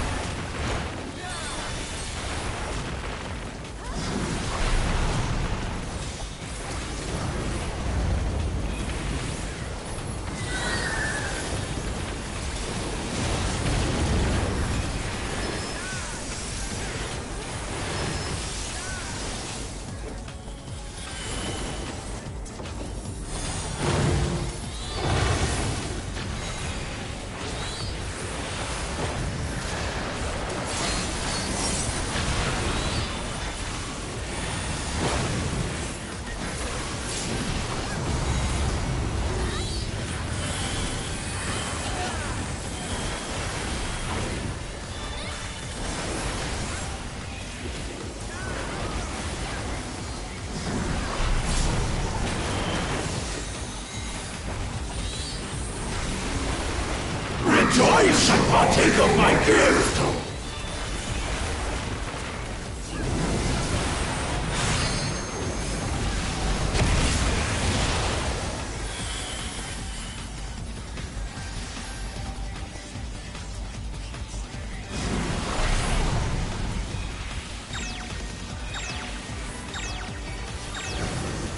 Data unused.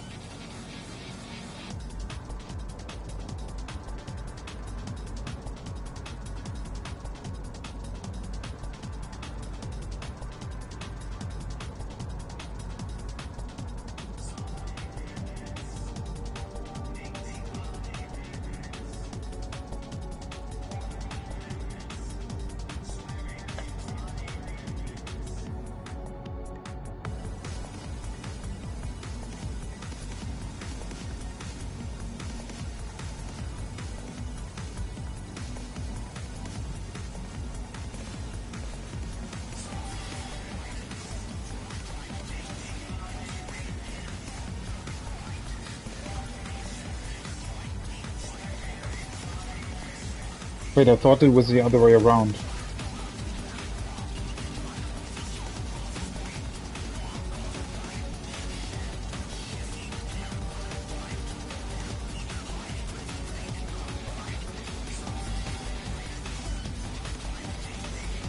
I mean, the image has the short ones north, right? If we're following the image, maybe that's easier.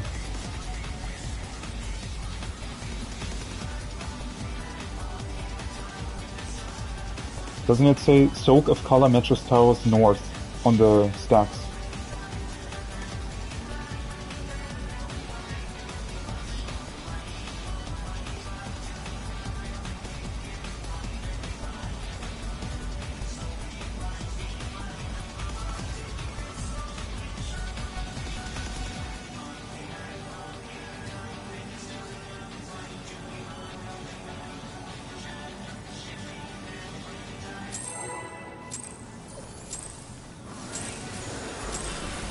Receive obedience and be honored!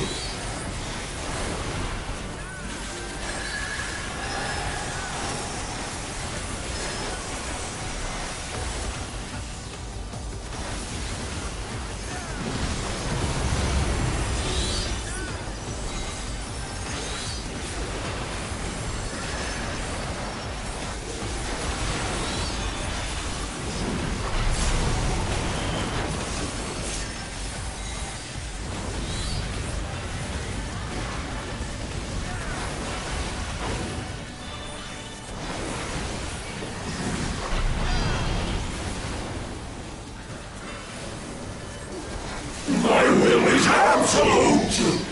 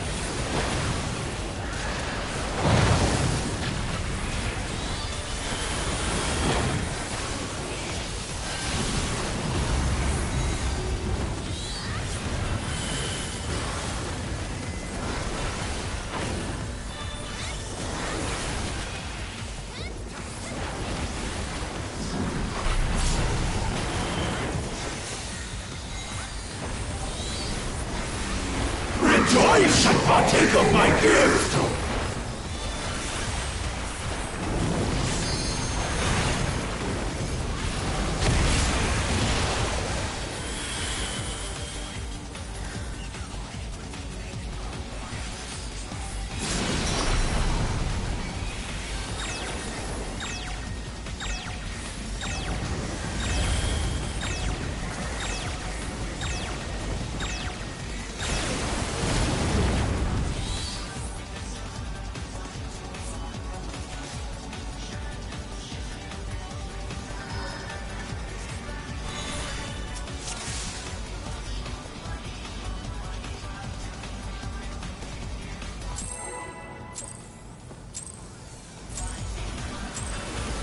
Receive obedience and be honored!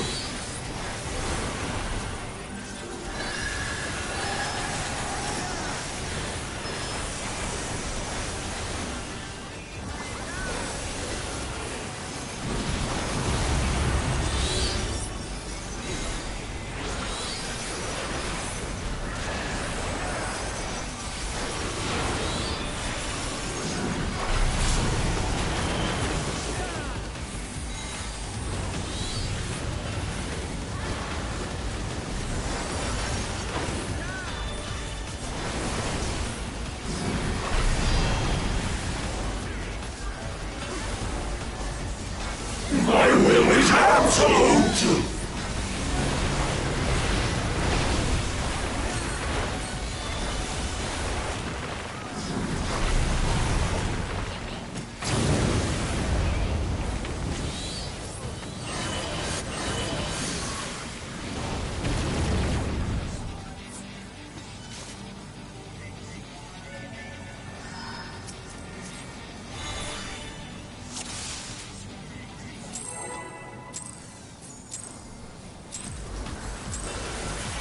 Receive obedience and be honored!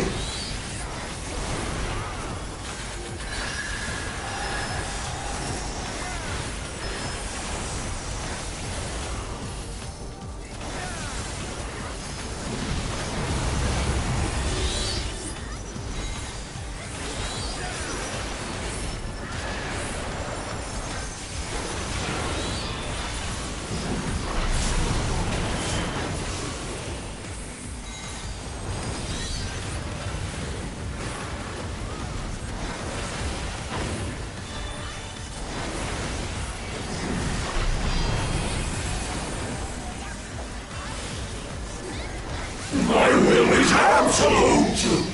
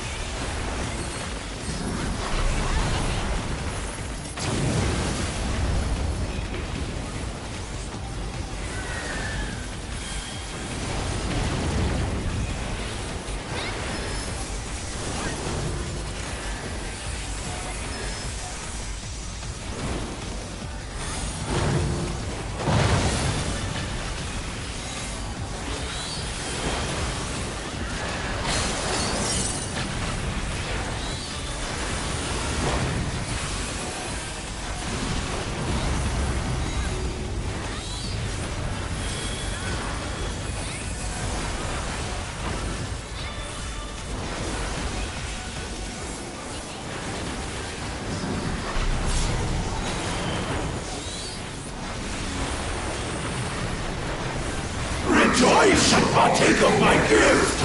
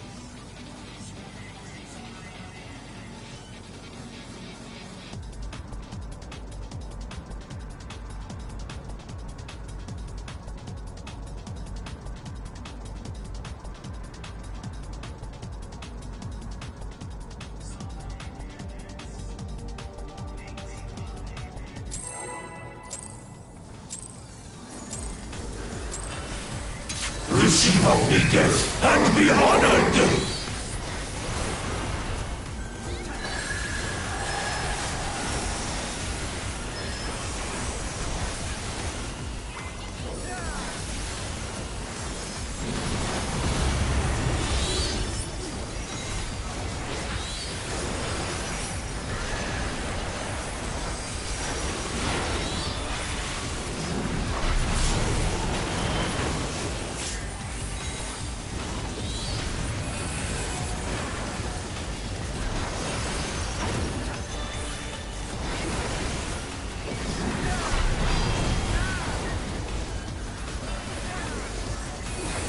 My will is absolute!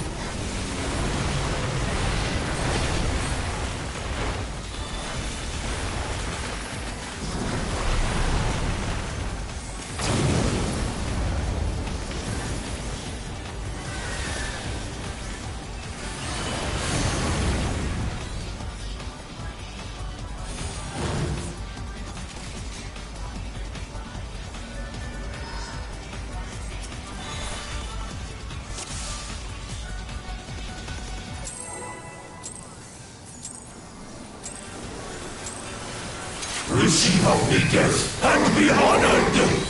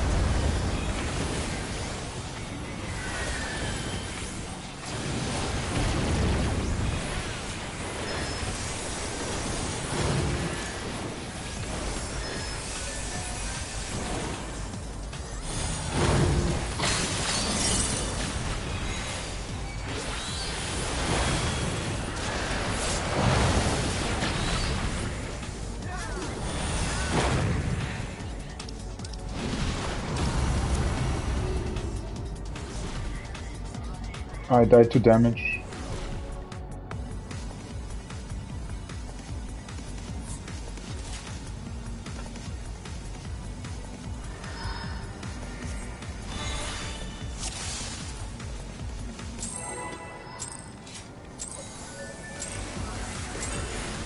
Receive only death and be honored!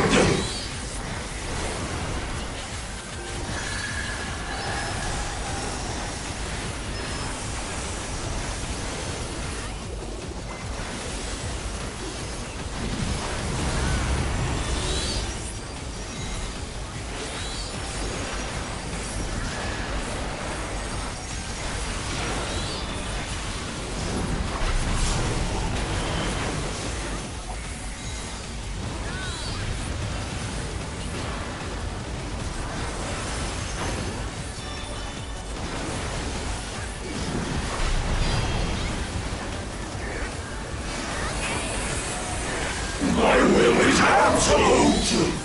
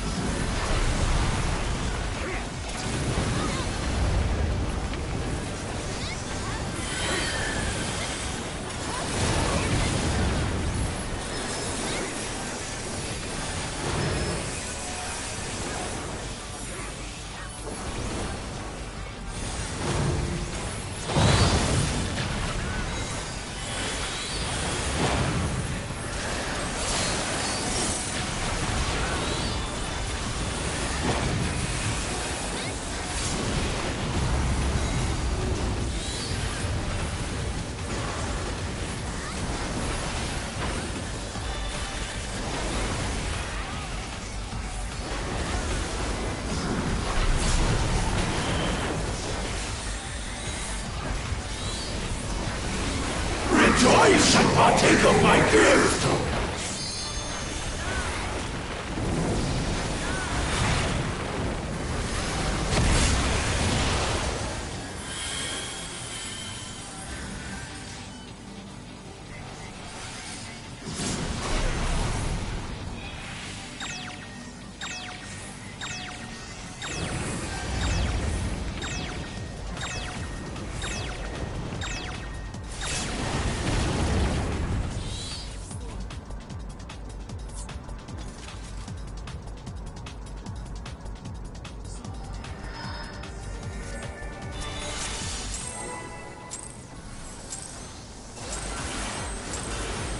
Receive only death and be honored!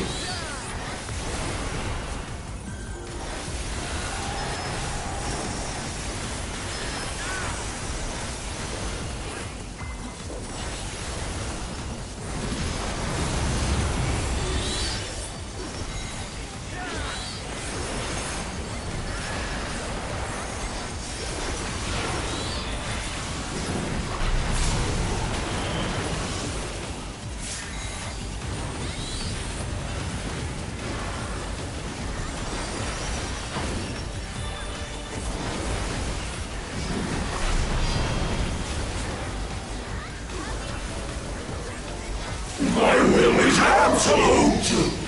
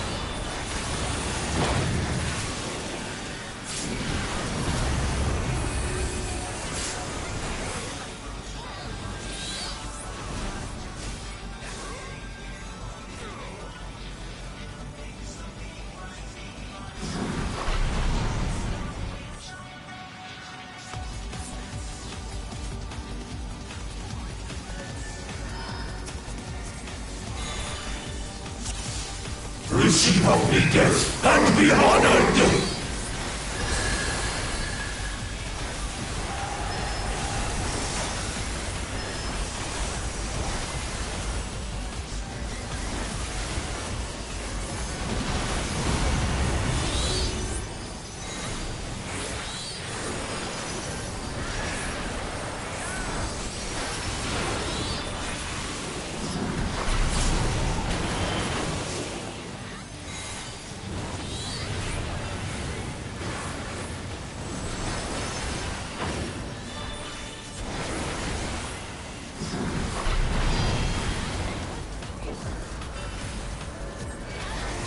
My will is absolute!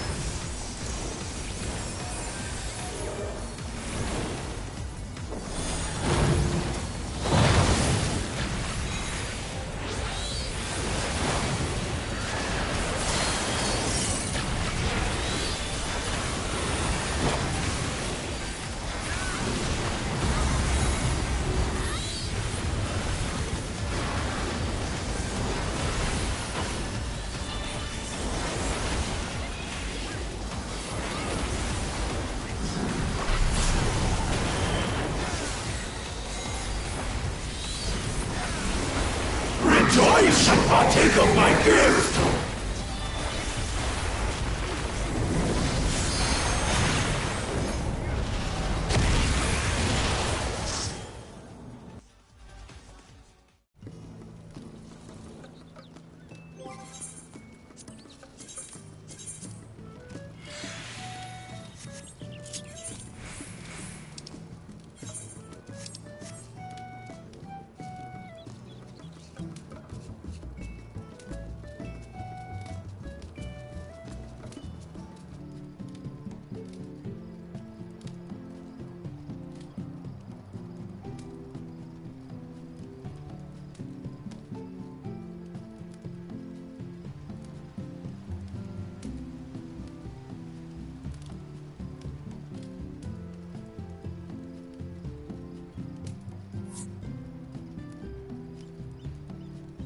Good night.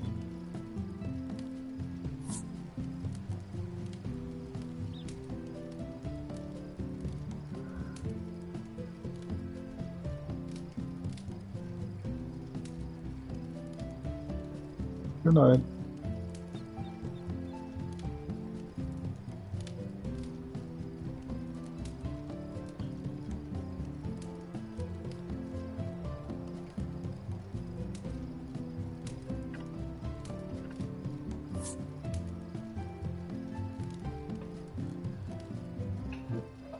All right. Well, that was, I mean, it was fun. It's just that, I kind of wish that we had, gone longer. I don't know if this group, like, it feels like they're, like, planning for multiple hours and hours, and then it always ends up being way shorter than you think. It's not a big deal. Like, obviously, I understand if people have, like, you know, things to do and whatnot. But it's just a little bit unfortunate that we always end up sort of not going as long as, you know, I wish we would. It's really not a big deal, right? But it's just, man, we were making good progress, right? And so I really wish we would have continued with the whole High Concept 1. Honestly, yeah, it was a pretty, well, not that great stream, I guess, today. Whatever, though, I mean, hopefully we can get some more good prog in tomorrow, and I think we're also going on Monday, hopefully, so we'll see how far we go and how far we get. Technically, we should have a lot of time tomorrow, but then again, I don't know how, you know, capable people are at going longer than 3 lockouts and whatnot. We also did lose about an hour today because of, you know, not actually being able to get to phase 2 that quickly, which I also, you know. I mean, nothing against the group though, but it's just that always sort of, you kind of wish you would be able to, you know, go further than what we did. That being said, I think phase 2 is honestly Like, one thing that I appreciated about it a lot is the damage that is going out, the healing that's required, especially because also the like natural alignment dots take for a lot, right? Everything sort of just damages you a lot, honestly, and I really, really appreciate that they did that, because in the past, it was kind of like a lot of stuff was just like autos from the boss were just not really important at all. And so I really appreciate that they changed that. The fact that the autos are basically mini tank busters again, and that tanks have to stack for those as well, that's such a cool idea. I mean, it's a pretty basic idea, but it's something they just haven't done in the past, right? And then, yeah, so that's a big plus in my book. The big minus for me personally is that not natural alignment, that the high concept is non-uptime. It's honestly not a particularly difficult mechanic. I get that they probably made it non-uptime because of the big AoEs. Like it's this awkward combination. Oh, sorry about that. It's this awkward combination of the boss being a wall boss and then also adding in these big explosions, right? So they would have to change either or, right? Either make the boss non-wall and actually tankable and whatnot, and so that you can drag it around on the field, on the arena, or make the alpha, beta, gamma explosions smaller or something, so that you can get uptime while doing the mechanic. Either or, right? The problem is, if you've played Hello World, that's a much more engaging mechanic in my opinion, because it's with uptime. And I know we've said that in the past already, but that's just how I feel. I still like high concept. I think the mechanic in and of itself, and especially if you would prog it blindly and actually had to figure it out, it's probably a lot of fun, and it's still fun to execute, right? I mean, the mechanic in and of itself was still fine. It's just that it sort of removes a lot if you're doing it without targeting the boss, right? The fact that you don't really have anything that's going on while you're running around is just kind of boring, honestly. Yeah, it's just this thing of, oh, now we're just doing a mechanic for like 40 seconds and we're not actually damaging the boss. It's really just purely the mechanic. And again, the mechanic's fun, but it's sort of missing an element of the game, right? Because, like, at the core of it, the most fun and the most challenging parts are difficult mechanics while having to deal damage to the boss and do your rotation properly. That's the word I was looking for. So removing one of those elements is just kind of...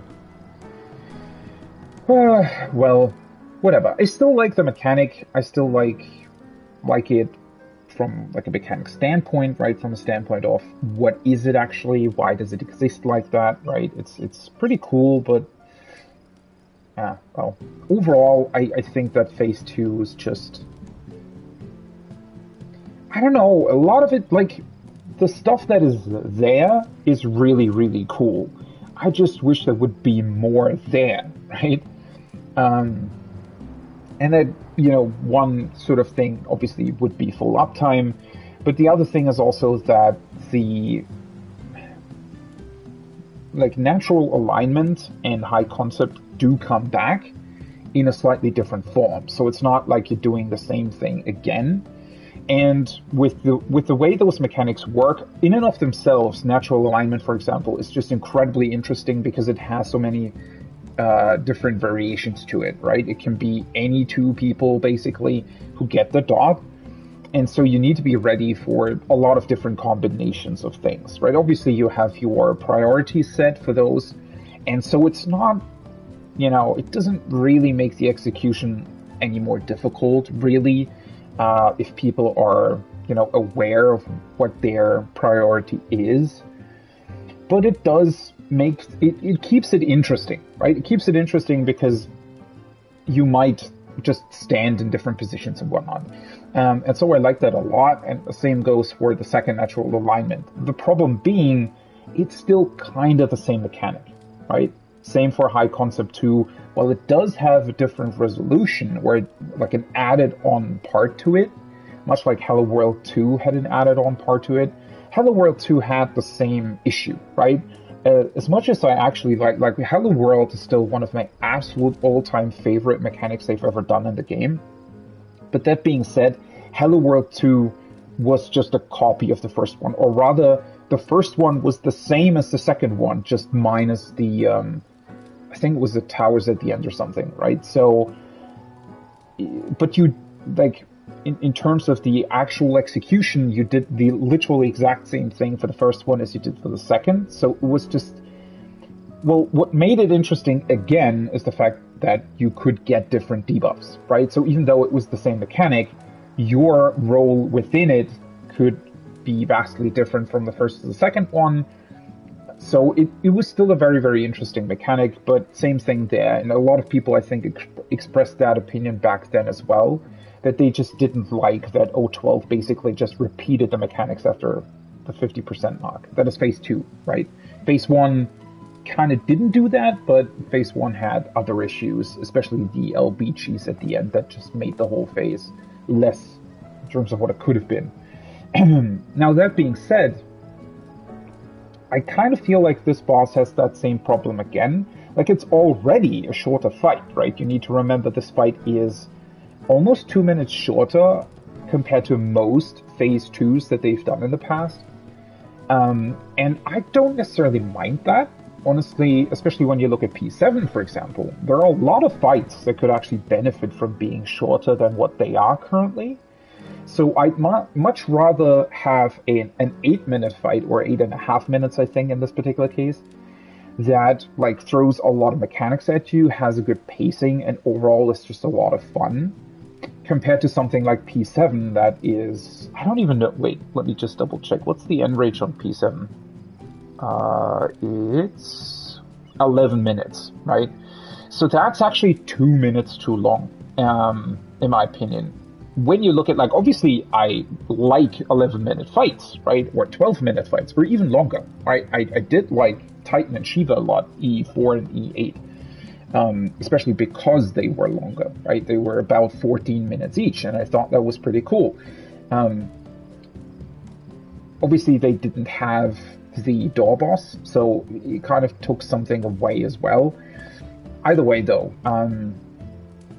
in general, obviously, more is always better, right? But the problem with P7 in particular is that there just isn't a lot going on for a long time. Right? It's not as bad as E7 was, but P7 still has the issue of vast stretches, especially at the beginning of the fight, where nothing really happens, right? So instead of making the end range 11 minutes, I'd have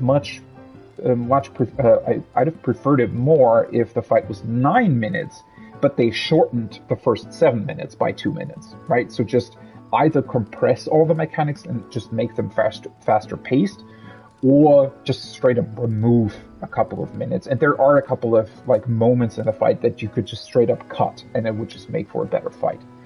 Right? That being said, I do wish, especially looking at how well they executed the second phase of P4, like those mechanics were being really, really cool and really fun to go through. It's still not necessarily my favorite fight. Like, Phase 2 of P4 is good, don't get me wrong. I do enjoy the mechanics, I do enjoy how they work. One minor issue that I have with P4 is that it sort of looks very samey, right? So, like, the arena looks cool, and the way the mechanics look is cool, but it just doesn't have this extra sort of flashy thing that High Concept has, for example, right? With the special debuffs above your head and whatnot. So in that regard, P4 was basically just, you know, you had your typical towers, you had your giant AoEs, you had exploding tethers, right? So it was it was pretty cool in terms of execution, and in terms of execution thematically, it also fit, especially with the curtain call at the end. That was a really, really awesome mechanic. And, you know, it did fit with the tethers being like this reddish thing, so it fit together with the arena as well. It just wasn't as sort of spectacular as some of the other fights tended to be. But again, P4 was really, really fun. It was sort of an 8 out of 10 for me, like pretty good, but just missing that sort of last really cool bit to it to sort of elevate it above other fights, I guess. But that's also because it is going up against really, really good fights, right? And so it's, you know, while being a good fight, it's not a really awesome special fight, right? It had, and it sort of, in the same vein, it had this problem of just not having extra music attached to it as well, right? And for Final Fantasy XIV, that's a big deal, right? That sort of made it a little bit, just not as special as it could have been. And I did enjoy the mechanics a lot, though, especially the later ones, and especially Curtain Call at the very end. That was a really, really cool mechanic. And, well, compared to this one, P4 did have the advantage of being very different in terms of how it worked, right? I mean, the, what were they called? Acts, right?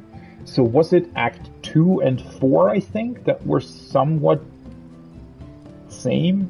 So somewhat the same thing? Was it 2 and 4? I don't fully remember which one was which. 3 was the one that had the 2 baits, right? Where you kicked one person that was furthest away. I think that was 3. But yeah, 2 things were somewhat similar in its execution, right? But yeah, it's just, you know, when we come back to P8, I think P8 Phase 2 just has this...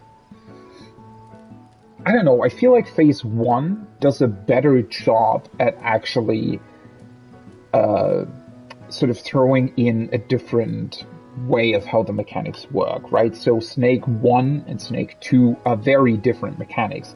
They utilize the same debuffs for the most part, but it's this thing of, you know, it's the same with E3's Tsunami 1, Tsunami 2, right? So they utilize sort of the same stuff, but just add on more interesting things, and these more interesting things completely change how you do the mechanic, right? So in the first snakes, you want to stun and then kill the snakes with the poison. You actually don't do that in Snakes 2, right? Rather, you wait for 2 of them to get destroyed, you hide behind the other 2, and the poison stack is actually what kills the last 2 snakes, right? Same as the knockback. The first one has the whole 1, 2, 3, 4 debuff thing going on, and the jumps to the furthest person. Well, the second one's just straight up this arena spanning mechanic with knockbacks and stacks, and so so conceptually, right? They have the same idea behind them, the same theme, right? One is snakes, the other 2 is sort of jumps and knockbacks and whatnot. So it's kind of Earth themed, right? I mean, one is clearly Earth themed, the other one is this sort of snake poison theme. And then, like, in between, you have the phoenixes and whatnot. But everything is always, like, Phase 1 is really, really good at mixing it up, right? So it's very much the same theme. It's the same debuffs for the most part, right? It's the same thing that's happening. It's spawning in snakes. But at the same time, conceptually, how you solve them is really, really different. I feel like, or I wish, that they would have done a bit more of that in Phase 2, especially considering that that high concept is with the boss being untargetable, right? Obviously, the whole thing with having to form Ifrit and then mix it with Wind and then get, like, Phoenix down and having the Phoenix concept at the end, like, that whole shebang in High Concept 2 obviously is very, very different from the first one, but it's much less added on because the rest of the mechanic plays out exactly the same, right? It's just that you have this sort of added thing. So that would be if, let's say in Phase 1, Snakes 2 would also be exactly the same as Snakes 1 in terms of stunts and then you killing the snakes, just maybe with the added thing that afterwards you'll have to stack with 2 parties or something, right? So I wish that High Concept 2 would have also changed maybe the whole debuffs that are going on a lot more than what they did do with them. Same for Natural Alignment 2. It's basically the exact same mechanic. The only difference is that you have less space because you have to resolve the stacks and spreads within one row instead of half of the arena, basically. Other than that, though, it's literally the exact same thing. And again, I wish that they would have done something entirely different. I do know that obviously Natural Alignment 2 has the possibility of reversing the things, so you have to look at the debuffs on the party list to figure out, maybe stacks and spreads are reversed towards being shown above the person's head. So that's like a little twist thrown in, but it's really not enough to change the way it works, right? So for example, what they could have done instead is instead of having stack spread and then fire ice again, maybe this time it would be, spread plus ice and then stack plus fire or something, right? So it could be completely mixed up, right? Because then you'd have actually have to, you'd have to pay much closer attention to your positioning again, or rather, it would require different movement, different positioning compared to the first one, right? And that's all that I'm really asking for. This way, again, it's a slightly different thing. It works with slightly different rules because of the smaller space you have to do it in. But, in terms of the sort of mechanics that are going on, it's still the exact same thing. And again, I wish that they would have come up with a little bit of a different thing, something that would require you to move in a different way or something, right? Maybe also involve the Natural Alignment players more, because it's fine for the first one, I think, that the Natural Alignment players really don't have to do much. I mean, they just stand in the middle.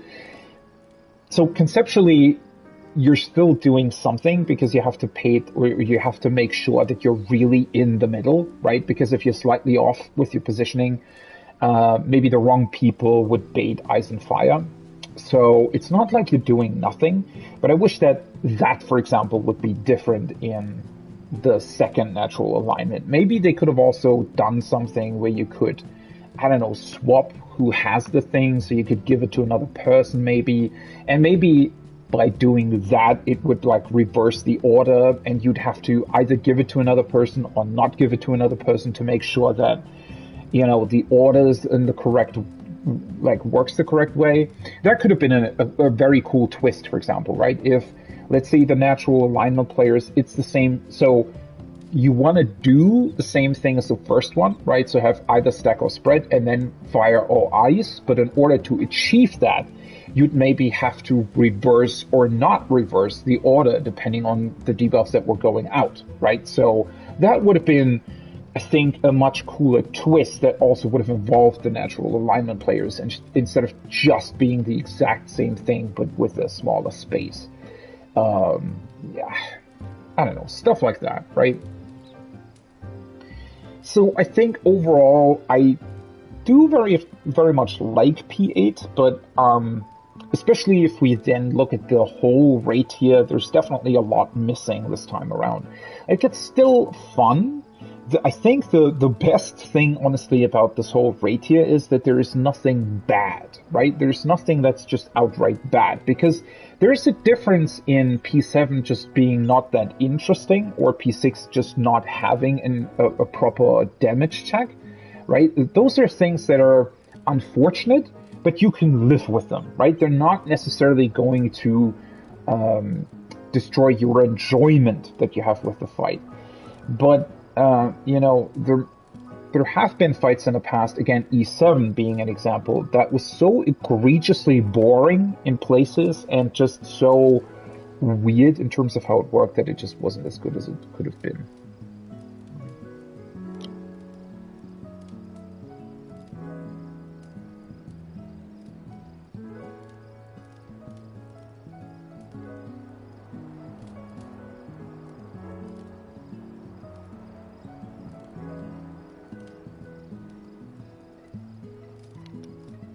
Alright, sorry about that.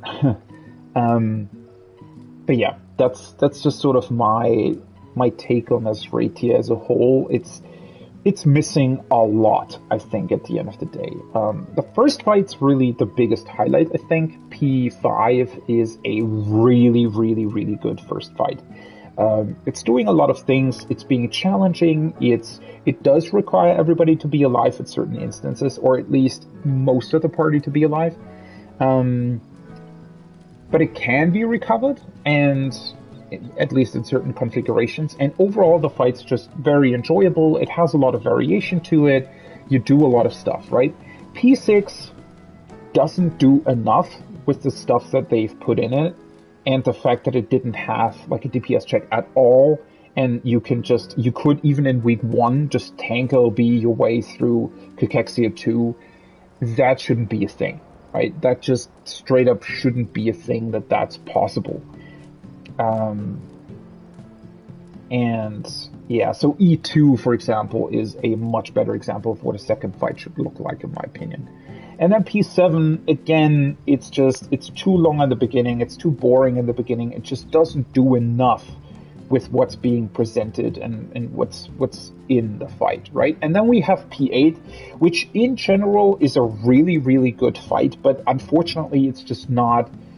You know, there have been raid tiers in the past where there might have been one really bad fight, but the last fight was so good, right, that it made up for that. In this particular case, so for example, the first Eden tier, I think, it wasn't perfect by any means, but like E1 was a really cool fight. Bit too long of a cutscene, but still a really cool fight. E2, as I mentioned, was really, really cool, and it had a really tough DPS check, especially because you can so easily get damage downs in the fight, right? But it had a lot of really cool stuff in it. E3 then was, while being very, very cool in the second half of the fight, the first half of the fight was way too slow. But it was sort of made up by how good and how incredible Titan's Phase 1 was, right? So Phase 2 of Titan also was a little bit too long, and obviously we didn't have a door boss, so that was a little bit of a bummer. But the first phase of Titan is one of the best phases they've ever done in any Savage fight, right?